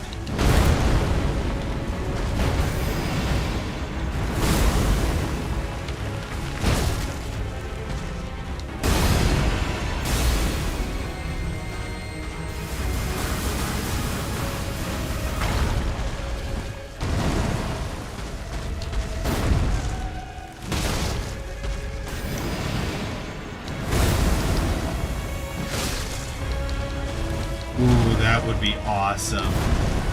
Have it be like the same kind of vibe with the shield, but it's like a red coiled snake where it shoots out the raw butterflies.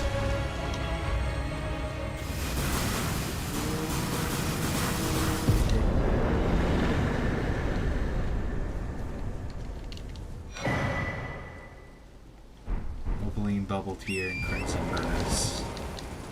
Nice. Those are two really good ones.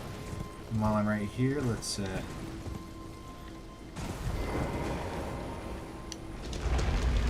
figure this out right here.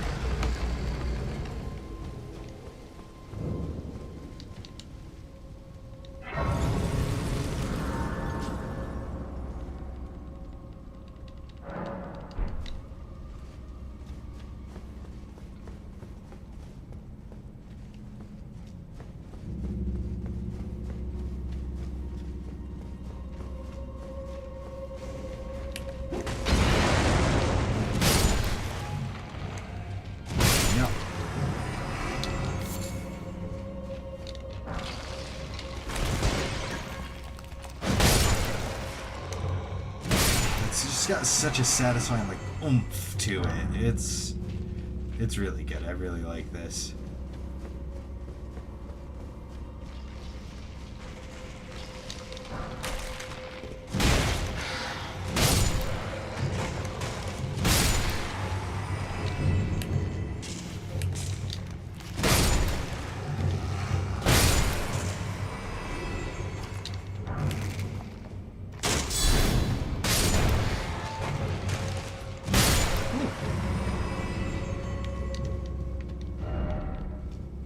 Not only that, like this shield specifically just looks brutal as all hell. Yeah, I don't think y'all have seen the face of my character. Here he is. I made an orc. I made a doe-eyed orc feller here. His name is the Bludgeoner.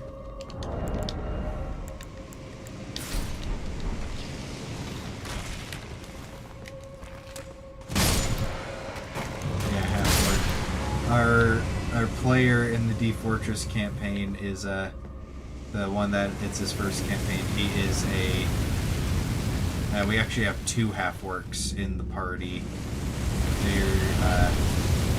So we have a half-orc barbarian and the half-orc fighter. And so the barbarian is Wild Soul, and the fighter is playtesting the fighter subclass that I made, that I called the Sky Dancer. And so he seems to be enjoying it so far.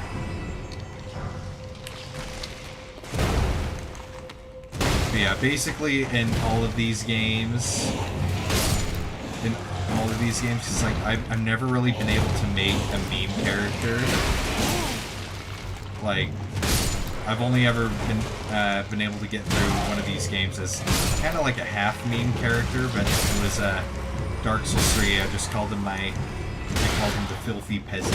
He just used the wooden great hammer. But just use the wooden great hammer. Excuse you, and yeah, it was a lot of fun. But that's the closest to a main character I've ever made because it's like me. I'm obsessed with making characters and things like that. I love writing and stuff. So usually when I make a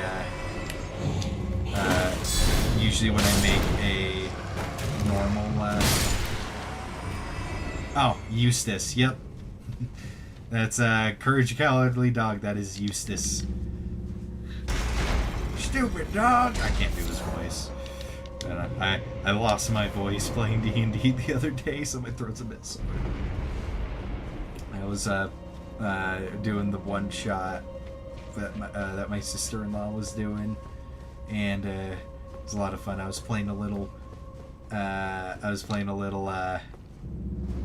a gnome fighter named Timmel Hockenhauer, and riding his Mastiff Ringo. He is a little gnome with a Napoleon complex and made up for his lack of height with utter brutality.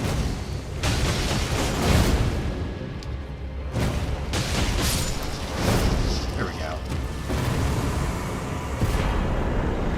But yeah, but most of the if I make a character in any game, whether it's a Souls game, I'm playing World of Warcraft or things like that. And I make a character, I usually also have like a backstory and like personality and stuff made for them to go along with it, because I just love doing that. I've done that ever since I was a little kid.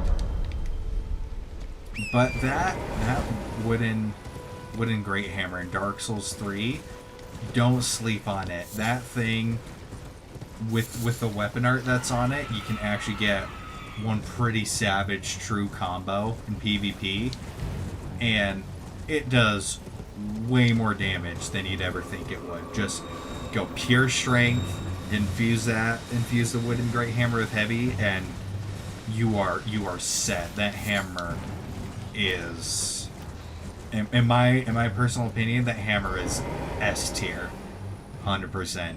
It is so good. It is so much fun because it's also just a little bit ridiculous, and it's great.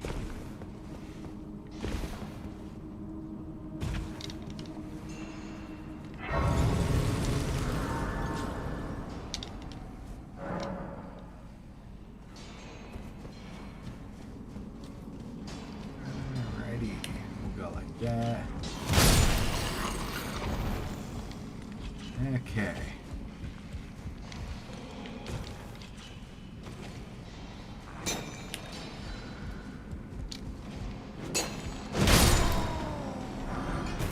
There we go. Okay.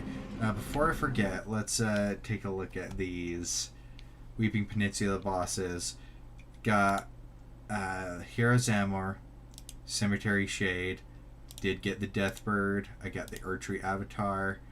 And then I got the Blighted Bloom and the Night Cavalry.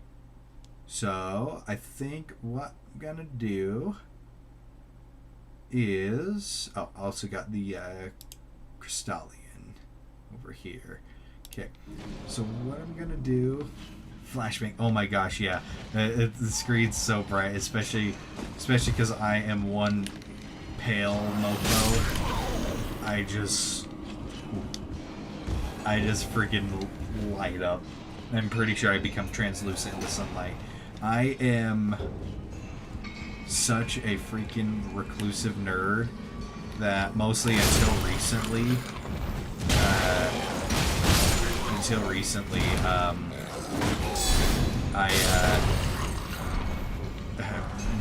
D&D was like the only thing I did socially, and so it's like I don't really go outside except to walk the dog, and the only, like, to put it in perspective, I have quite a few neighbors. We're in an apartment complex, and I don't know a single neighbor's name. We've lived here for like 10 years now,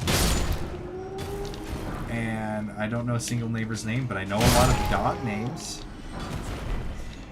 I know a lot of the dogs' names. So yep. And then I live with I live with my brother here. My brother my brother owns it. Owns the place, and then I just pay rent to him, and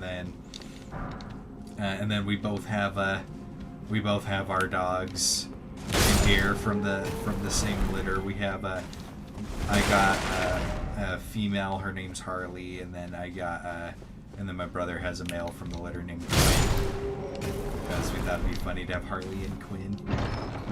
They're good dogs. They're sweethearts. I'm a huge dog nut, though. Any kind of dog shows up, I am all for it. Whether from the tiniest little rat chihuahua to the biggest mastiff, I am there for it. And I love all dog breeds. I love my shepherds. I love my pit bulls. I love just dogs are great.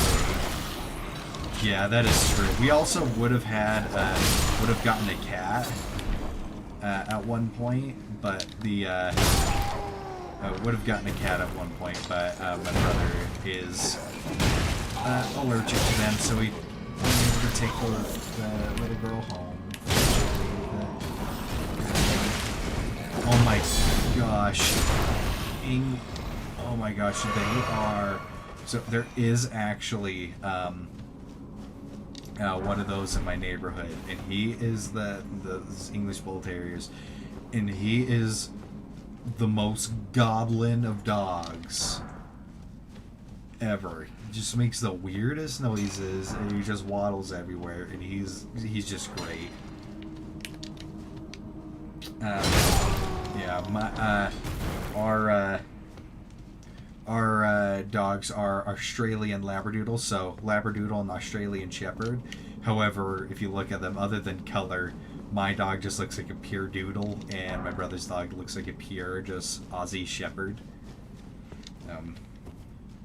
I don't know where my brother's dog is. My dog is chilling in the room behind me on the other side of my green screen right here. Just making herself cozy.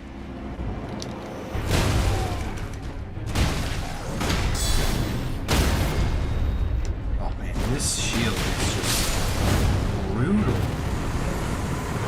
Absolutely brutal.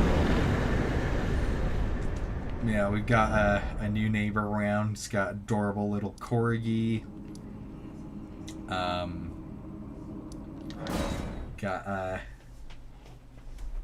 Yeah, adorable little corgi. There's a border collie right across from us, and that dog, absolute little angel dog. She is absolutely adorable. My dog, she's a little sweetheart. However, if you move anywhere, you were like sitting anywhere, she will 100% take your spot, and she will fight you. Like, she will make herself dead weight and go limp if you try to like push her out of the spot. And it is the funniest thing. It is the funniest thing ever. Yeah. Oh yeah. And the thing is, there's one set of neighbors right across the hall from us. The only other neighbors we have on our floor. They're super nice neighbors and everything. Super nice people, but we never got their names. We only know their little dog. And they've lived here for about as long as us, so nearly a decade.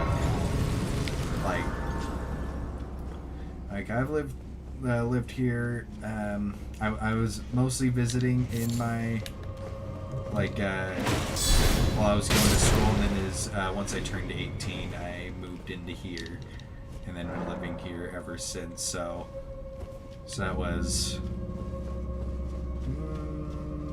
almost 6 years ago now, and so I want to say like we got the place in like 2011 or something like that. I don't know. It was a while ago. But yeah, and it's like when we see the neighbors, like we get along great. Like we say hi to each other, you know, bunch of super nice people, but all the neighbors, we all go straight for the dogs, and that's priority number one. Love dogs. Thinking once I get in bigger places. My dog right now, she's just chilled. She just wants to lounge around all day and just sit. So I don't need that much space for her. But I was thinking if I'm ever able to get like a place with like a decent sized yard and stuff, I would love to get myself a German Shepherd.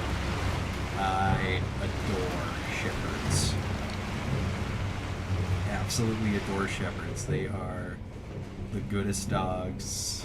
They are gorgeous. They are adorable, and they are so soft, and I love them. Yes, while I do absolutely adore huskies, I don't know if I could keep up with the energy of one. But oh my gosh, they are such funny dogs. Huskies are the dogs you get if you want absolute crackhead energy. Oh yeah, they are absolutely bonkers. 100%.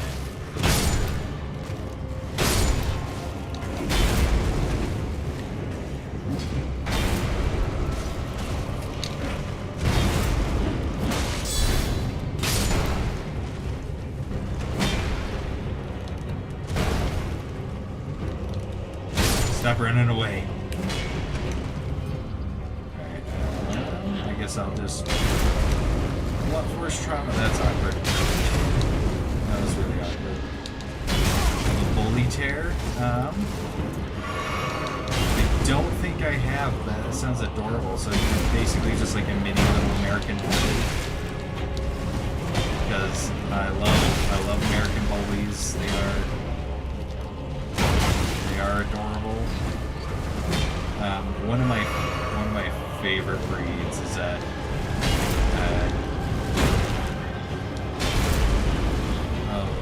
the bully tear. I don't know what the bully tear is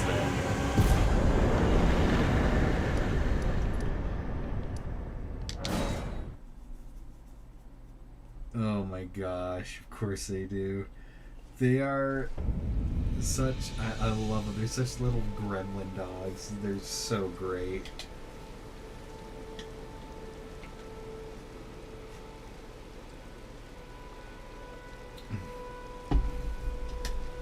Oh yeah.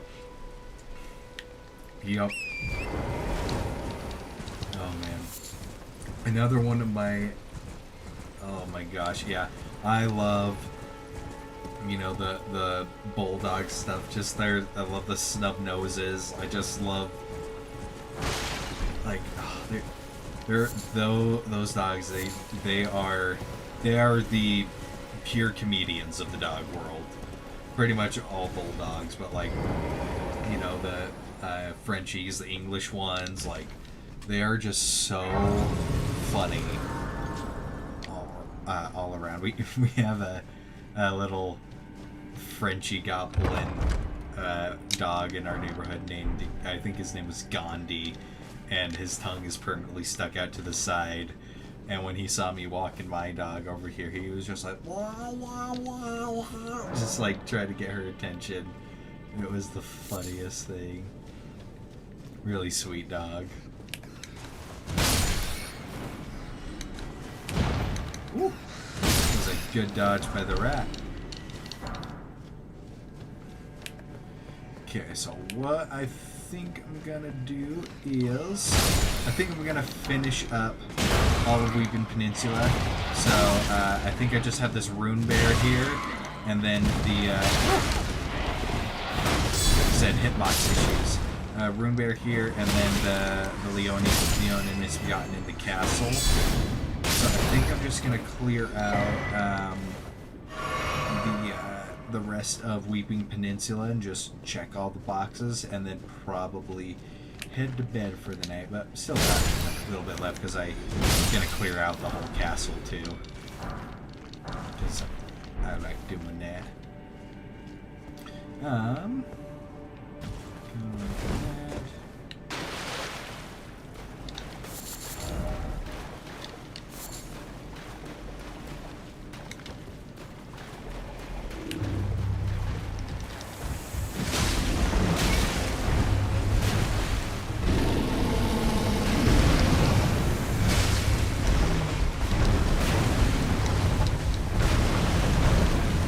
Honestly, I gotta say, shield only Runebear is some of the easiest fights I've ever had against a Runebear. Case in point.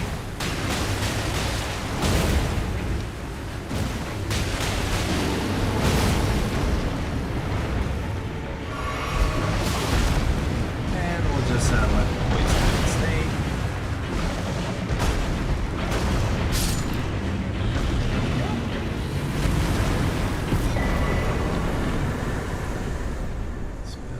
Talisman.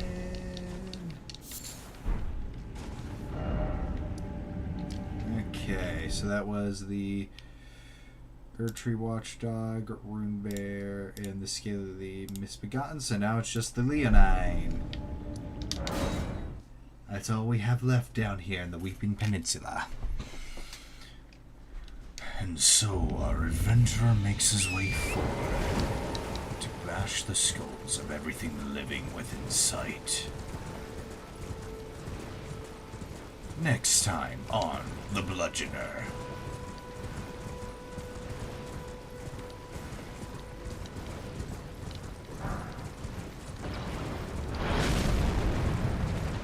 This is visually just such a cool look right here.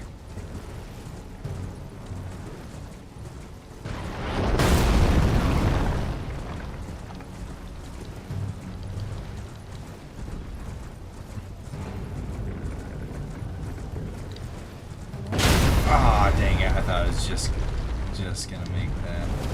Oh, alright. Go ahead and knock another arrow.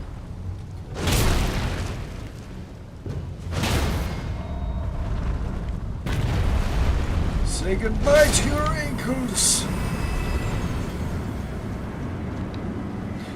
What I base this character off of, though, is, once again, like I said, I love D&D, so it's actually a D&D story. Not one of my own. One that I saw. Maria versus Melania, who wins? In just a straight up one-on-one fight, I feel like Melania would win. You know, just out of pure combat prowess, mainly because of the leech and the scarlet rot. Because while Maria has a lot of damage, Melania has a lot of damage with some added utility and survivability. Now, however, I will say, in terms of my appreciation, I think Lady Maria will forever be one of my favorite bosses. She is probably my favorite boss in all of Bloodborne. But thinking about it, I can't think of... I can only think of maybe one boss fight I dislike in Bloodborne, and I like the rest. The only fight I really dislike is Mikolash, really. Yeah, it's one of those fights where I'm happy when I die to her because I get another chance to fight her. Honestly, I actually get the same feeling in Elden Ring with Horaloo / Godfrey / Horaloo. I get excited when I die to him and get to fight him again. Just full on, just cage match of the century, and I love it.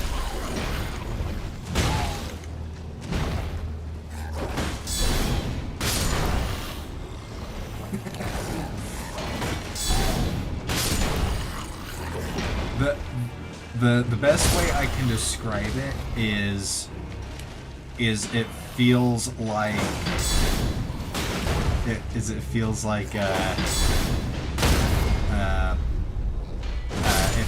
an actual like real duel. Like I love just I'm a sucker for I'm usually a sucker for like same size fights in a lot of things, and so I love Lady Maria. I love Gehrman. I absolutely love Gehrman. Gehrman's exactly Gehrman, Gascoigne, like are some of my favorite fights. Granted, I will say I absolutely love, you know, Ludwig, Abritus. You know, don't get me wrong, I love those, but same size fights just for me hit different. Exactly. Exactly. And one that another fight that absolutely just like captures that feeling for me is Dark Souls 1, the Artorias fight. The Artorias fight just, it feels just so epic, just going toe to toe with him. Just weaving the dodges in between his amazing moveset. Oh yeah. I will say though, my favorite boss in any of the FromSoft games is actually in Dark Souls 2. It's pretty. I know I'm definitely in the minority, but I will say Dark Souls 2 is probably my favorite of the bunch, because it felt like the biggest adventure. I love the journey. I love the journey of it, and I know it's like it's got some really weak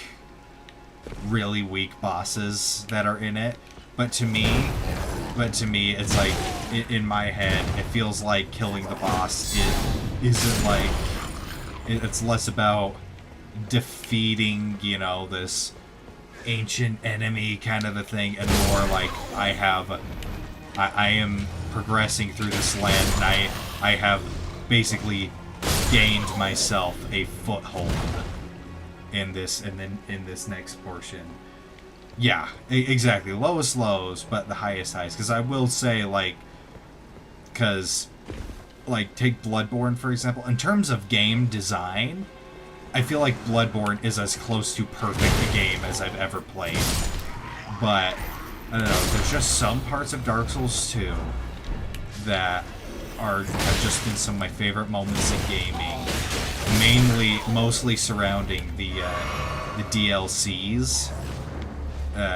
Especially just the last DLC, because the Old Ivory King, to this day, is my favorite FromSoft boss. I absolutely love that. I absolutely love that Old Ivory King boss. I love Raim. I love the Fume Knight. Velstadt is a fun fight, in my opinion. I love that some of the bosses have like puzzles with them. I love the bonfire aesthetic mechanic. That was such an amazing thing. It, you know, brought us power stancing, which thankfully is back here in Elden Ring. But it brought us power stancing, which was an incredible mechanic. I love the abundance of levels. I felt, you know, it was just satisfying watching that number climb up high. The other thing I liked in Elden Ring, which hub has the best music? Oh, Bloodborne. Easily Hunter's Dream. Hunter's Dream with Majula as a close second. And then I would put Yeah, Majula as a yeah, Hunter's Dream at top, Majula very close second.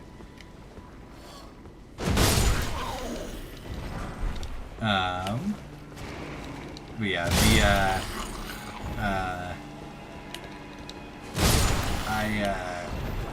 I am a but yeah, with yeah, I would say Bloodborne is as close to perfect as a game I've ever played. I honestly, I don't think one is superior to others. Both have their advantages and disadvantages. Because for the so the pros of the Elden Ring the open worldness of it is I feel like it's a lot more a lot more you get to have a lot more fun with the builds.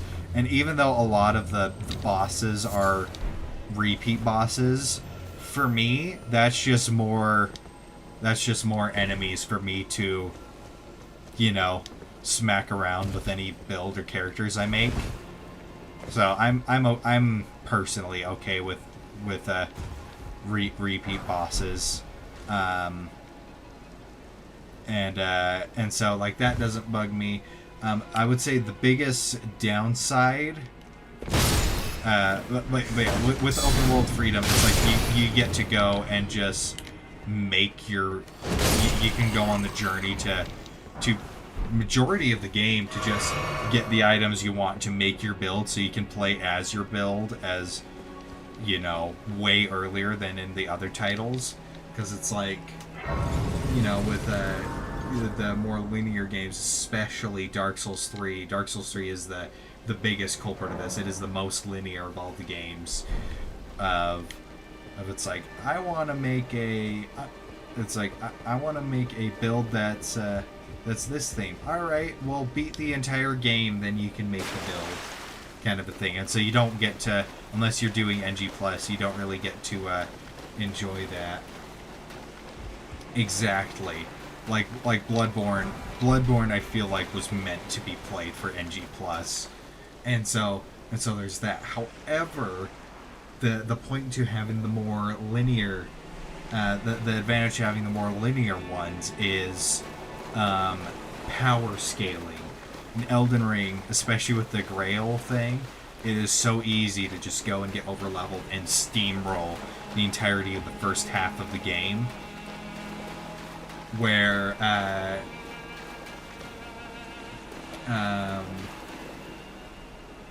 100%, yeah. Dark Souls 2 had such great NG Plus mechanics.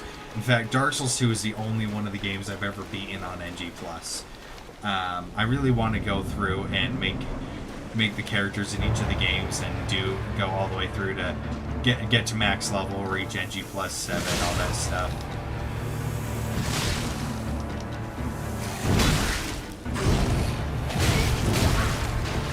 Alright, calm down, buddy. Calm down. But yeah, but the linear games, it's much more consistent with the power balancing and scaling. Much easier to get a sense of progression. One thing that I really like is there is something satisfying. That's kind of why I'm doing it on this one. Is in all bosses run.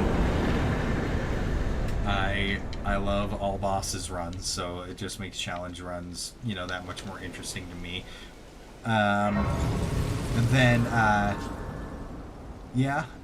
so it's less of like a one superior than the other. Like, both have advantages and drawbacks. Now, the one thing I absolutely love about Elden Ring's overworld is, it's like most open world games, their problem is they make it open world and then just stop there. They think that having an open world is enough to make the game good, but it's like, no, you gotta put things in the open world. You can't just have a massive open world and then I just walk for 10 minutes with encountering absolutely nothing until I reach the waypoint. So props to Elden Ring, even though, you know, there's a lot of repeat bosses and stuff.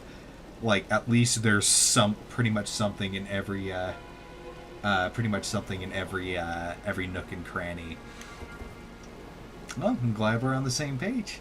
Another thing I thoroughly now one thing I will say is I feel like Dark Souls 2 had a really good balance of both like choice and freedom, as well as, like, you know, the power scaling and kind of a thing. Because it's like, because right out the get-go you have the 4 paths to go hunt down the 4 Lord Souls, like, immediately right as you start the game. Where Dark Souls 1, as it is an absolute masterpiece, that doesn't come until the second half. And of course you have a couple optional areas here and there, but now the things I would say, in terms excluding Elden Ring and Bloodborne, for just looking at the Dark Souls trilogy, the main things I would say is each game does something better than any of the other games do.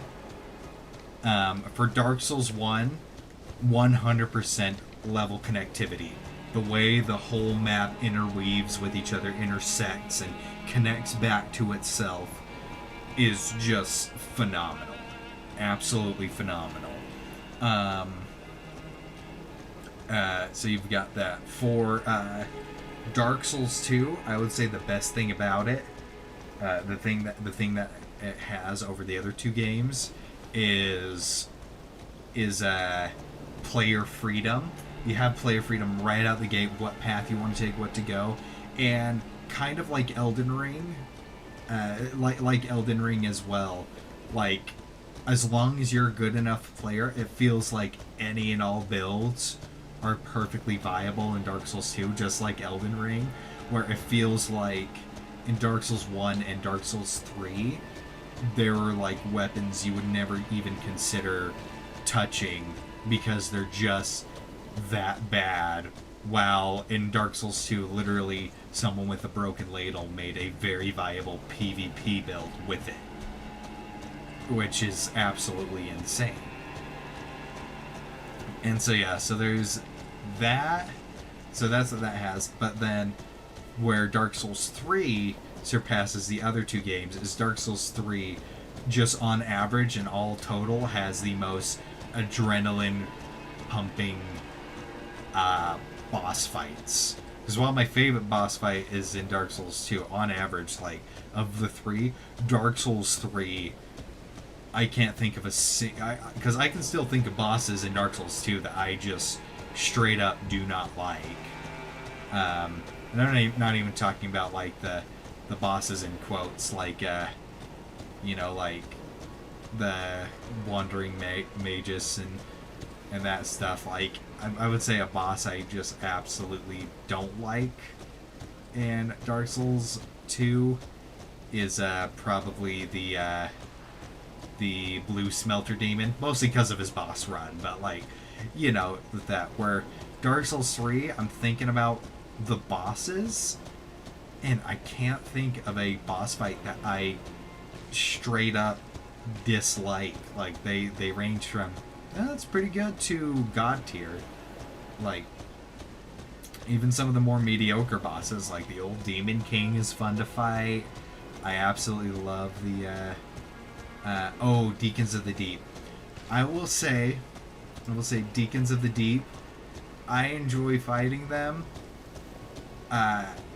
when I enjoy fighting them when I have anything that can do AoE and just basically becoming a lawnmower.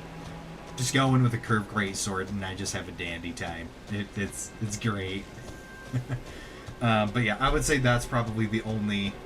That's probably I'd agree with you though. That's probably the only bad boss fight. I completely forgot about that. But, like, Aldrich is fun. Yorm, both with and without with and without the Storm Ruler are genuinely fun to me. Last couple times I fought him, I did it without the Storm Ruler, and tons of fun. But you know, I love storytelling and I love cinematic stuff, so I'm okay with having a, you know, a gimmick boss fight. Oh yeah, 100%. And then you have the absolute god fights of Soul of Cinder, Nameless King, Sister Frida for me. I love Sister Frida. And then every single boss of the Ring City DLC, Demon Princes, Midir, even the PvP boss, I thought it was a really fun idea because I loved invading as the boss. It was so much fun. And then Slave Knight Gale is very much a contender for one of my favorite bosses of all time. Just such a good thing because it's all. I just love the poetry of it. Like the fight itself, it's just tons of fun. His moveset is just mwah. And yeah, so cinematic. The coolest boss arena is just this giant wasteland, and there's something so poetic about just literally you're at the end of time itself. All the gods, all the kingdoms have fallen and turned to ash and dust, and it's just you and it's just some unkindled ash and an undead soul, an undead slave knight, and it's like literally the end of time, and the only two things remaining are the lowest of the low of you know, in lore and universe, and it was such a good ending to the series. And oh my gosh, the voice acting. Oh, I can't remember the dude's name who gave the performance, but Gale's voice actor, where I just love, he's just like, hand it over, that thing, your dark soul. Like, I love that scene so much. I like, that was just such a good scene. My lady's painting. Oh, that was such a good thing. Another thing, a lot of the Dark Souls 3 had great boss cutscenes too. I love the Sigurd cutscene there, where he's like, "Yo, old friend." And Sigurd, you finally get to see him fulfill his duty. It's like, "May the sun shine upon this Lord of Cinder." It's just, absolutely love it. And if I remember correctly, the guy who voice acts Sigurd, and I think it's the same guy who voice acted Siegmeyer in Dark Souls 1, but the guy who voiced Sigurd in Dark Souls 2, if you ever wonder why he's always like, I've got to think, it's the guy who voiced Winnie the Pooh, and so it's a reference to that, where he's like, think. and so just, I absolutely love that. Yeah, he voices Winnie the Pooh. He's also, if you play World of Warcraft, he's Lord Walker Cho from Pandaria in there.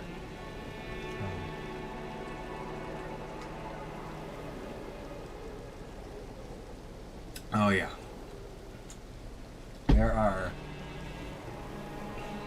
there's some amazing just talent that goes into these games. Yeah, I love it so much.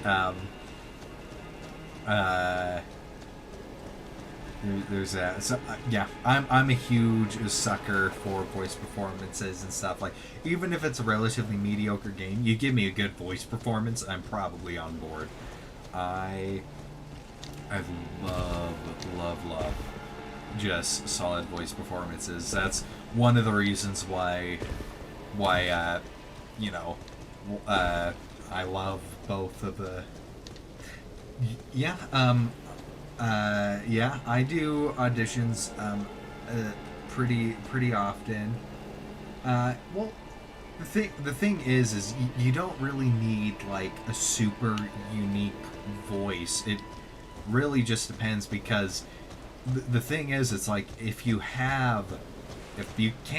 can talk, chances are there is some character somewhere that will want to use your voice. It's more, I would say the most important things are breath control, and then just knowing your limits. Knowing your limits with that, and then just constantly learning. And so it's like learning. Sometimes it does help to do, learning accents and stuff. A very important thing is learning your voice age, and then it's just animating your voice with it. Because I've been talking pretty monotone most of this time, which honestly, this isn't normally how I talk. I'm trying to be a bit quieter as there's people sleeping in the house right now. Normally I'm a bit more louder, and I inflect my voice quite a bit. I also lost my voice a little bit just playing D&D the other night, because my character was a very loud little gnome. But yeah,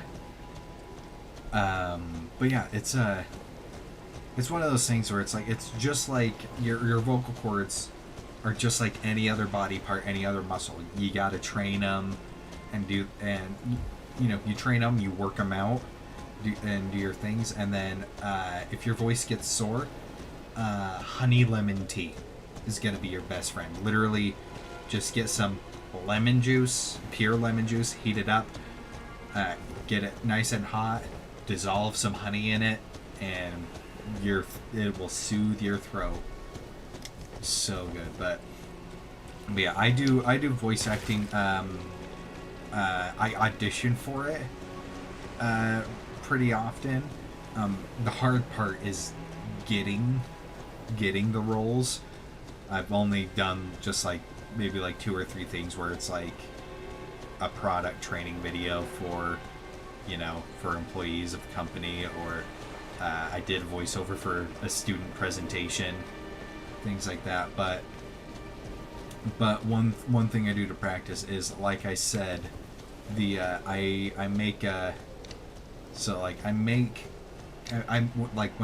I make all these characters, I usually make it as if I'm gonna like play them in D&D, or in a little story I want to write or something like that.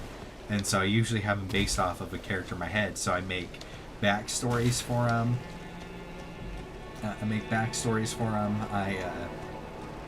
I do all that stuff, but I also come up with voices for them as well.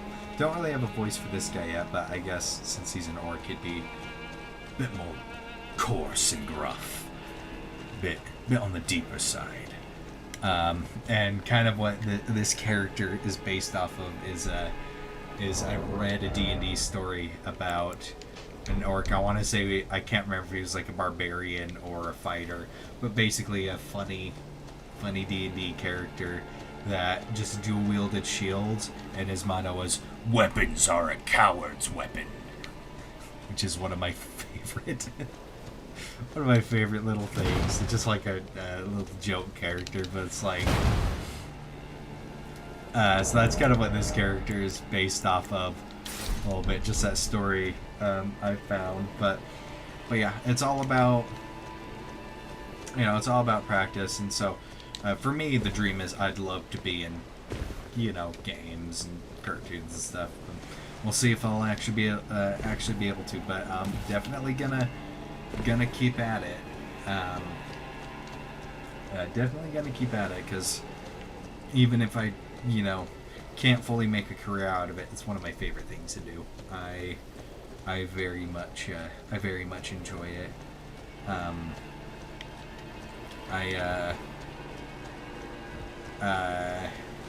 Although one thing I noticed is, while I'm DMing and doing the streaming for the Dungeons and Dragons streaming, is I panic a little bit and I struggle with some of the accents, and then I'll accidentally switch accents on the same character, and yeah, just like, you know, just a little bit of panic and stuff. Mostly panic at what my at what my players are gonna do, and having to improv with that, because my players can be very unpredictable at times. But yeah, it's yeah, I really enjoy it, and you know, and that's another good way to practice too, is just making up characters. I usually practice voices when I'm in the shower, I'm in the car by myself. I'll just start talking random things. One thing that I do that's really good to like practice things is actually just taking song lyrics. Just take a song, but just talk the lyrics like you're given some sort of monologue, and just go for the vibe you want to do. And so it's like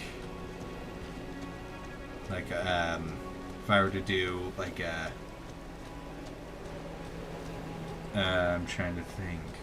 If I was to do like a villain monologue, it'd be like, one thing, I don't really know why. Doesn't even matter how hard I try. To keep that in mind, I designed this rhyme to explain it 2 times on my own, and so it's like doing thing, you know, just practicing things like that. Or if I want to be a bit more of like a hillbilly, it's like, you know, somebody once told me that the world is gonna roll me, and I ain't the sharpest tool in that shed. She was looking kind of dumb with that finger and her thumb just pointed up straight at her forehead. And so that's a lot of how I practice, is just talking song lyrics. And then as a DM, I'll practice villain monologues and stuff if my players are coming up on a boss fight or something, just so I can get them a bit more invested into it. So yeah, it's there's a lot of things, but yeah, biggest takeaway is just like any other muscle or body part, you just got to work it out, you got to train it, and get it going. But that being said, 100%, I am no veteran, I am no expert, I am very much an amateur. I'm in the very, very beginning, you know, phases of even getting started with that, you know, with that kind of stuff. So, but yeah, it doesn't hurt to, if you want to try voice acting, just just look up auditions just all over the internet and start signing up. The worst that's gonna happen is you don't get the part, but you'll definitely never do voice acting if you don't even give it a shot. So it's like, if you go and just kind of hone that skill.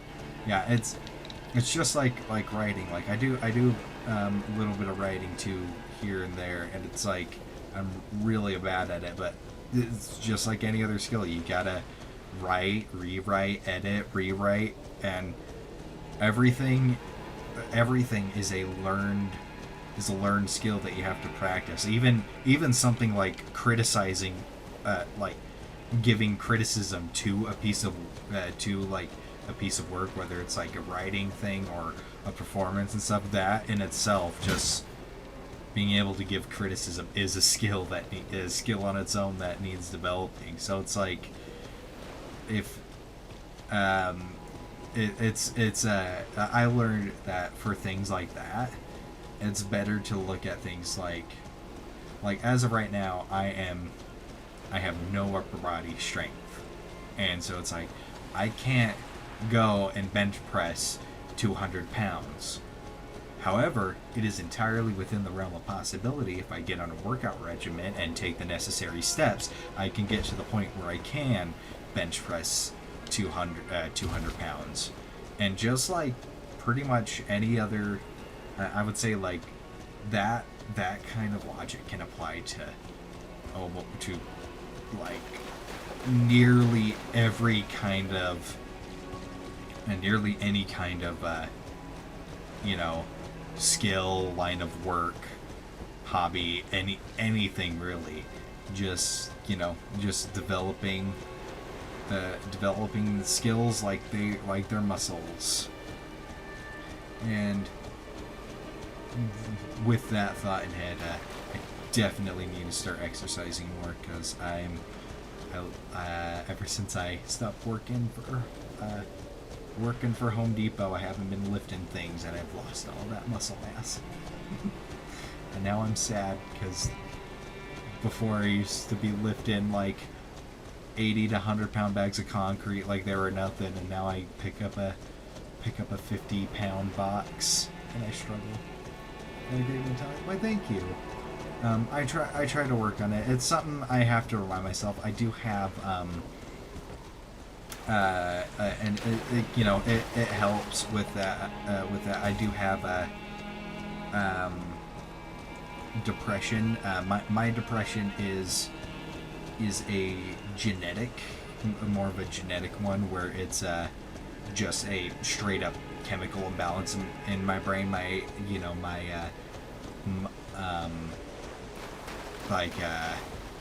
my brain just can't quite keep the balance of serotonin and stuff. So there's nothing like actually like wrong like in life at the moment. It's literally just chemicals. And so you know, but I found that I was also, you know, with help from a doctor and, you know, being properly medicated and stuff like that, just like, I don't know, I've had being able to sit alone, because I do like a lot of alone time. I've been able to kind of get in my own head and like kind of, you know, just learn a lot about myself. And I found that thinking of things like that is really really helpful and much more motivating than just a flat thing of that's outside my skill set. And so yeah, it motivates me to do a bit more, and definitely keep maintaining you know, the outlook like that. Outlook like that definitely helps.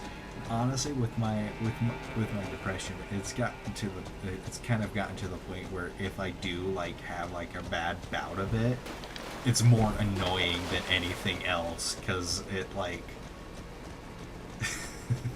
because I know it's like just like the chemical imbalance, and there's nothing actually wrong. So it's more, by this point, after, you know, years and years of it, I'm just like, oh my gosh, just knock it off, brain. There's nothing wrong. Get your crap together.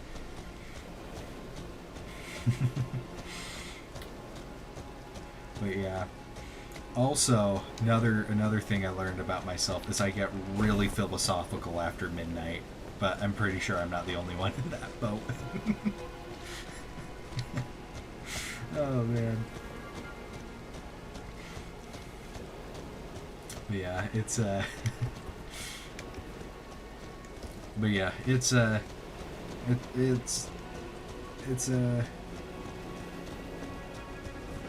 yeah, it's much more common. Yeah, it's much more common than you'd think, the hereditary thing.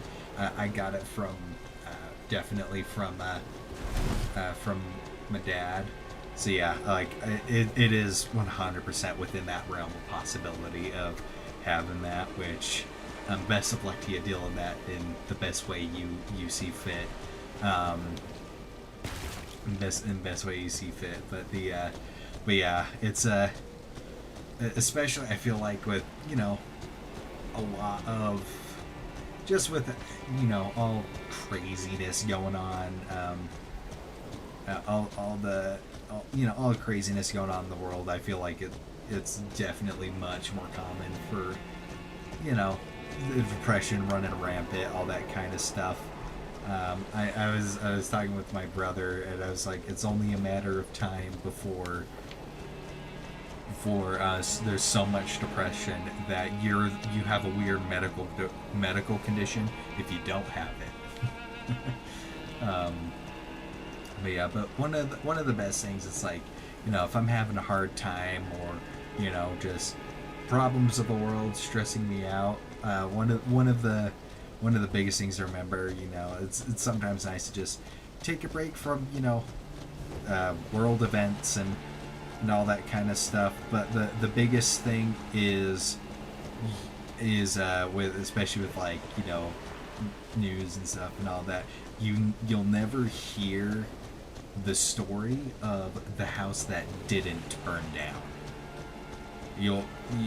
Because that doesn't bring in the views, that doesn't get people to watch. So it's basically the only thing you'll ever hear is the bad and crappy stuff going on in the world, because that's the only thing that sells for that kind of stuff for the most part. And so it's like, it's just like, as bad as things get all around, there's always much more good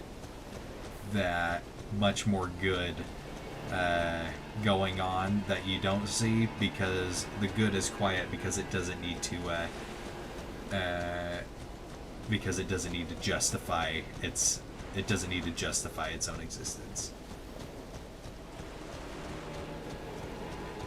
Yeah, and it's like, and it's not to detract from, like, those things that are going on, because those things are very, very real, you know, and serious. But it's like, there's more to it than just the fear and the doom and the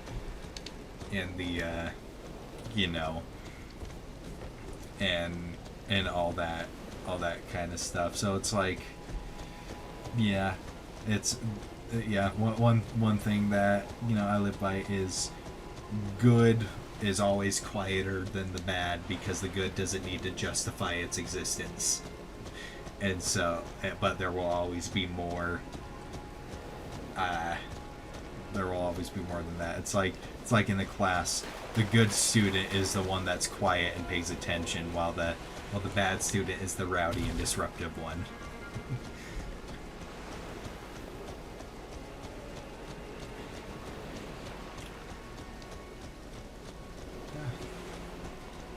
But yeah, I think I'm going to end the stream there, head to bed. I do got to get up relatively early to take the pupper to the groomer. Well, let me go. I'll bring her on camera for just a sec. Harley, come here. Come here, Harley. Are you? Oh, there you are. Wrong side. This way. Come here. Oh, come here. Come on. Oh, my sweet pea. This is Harley. She going to the groomer tomorrow. Well, thank you. It was a lot of fun having you, Chris, and thanks for letting me get a bit philosophical. Thanks for indulging me. Want to say bye? Yeah, she is my little teddy bear.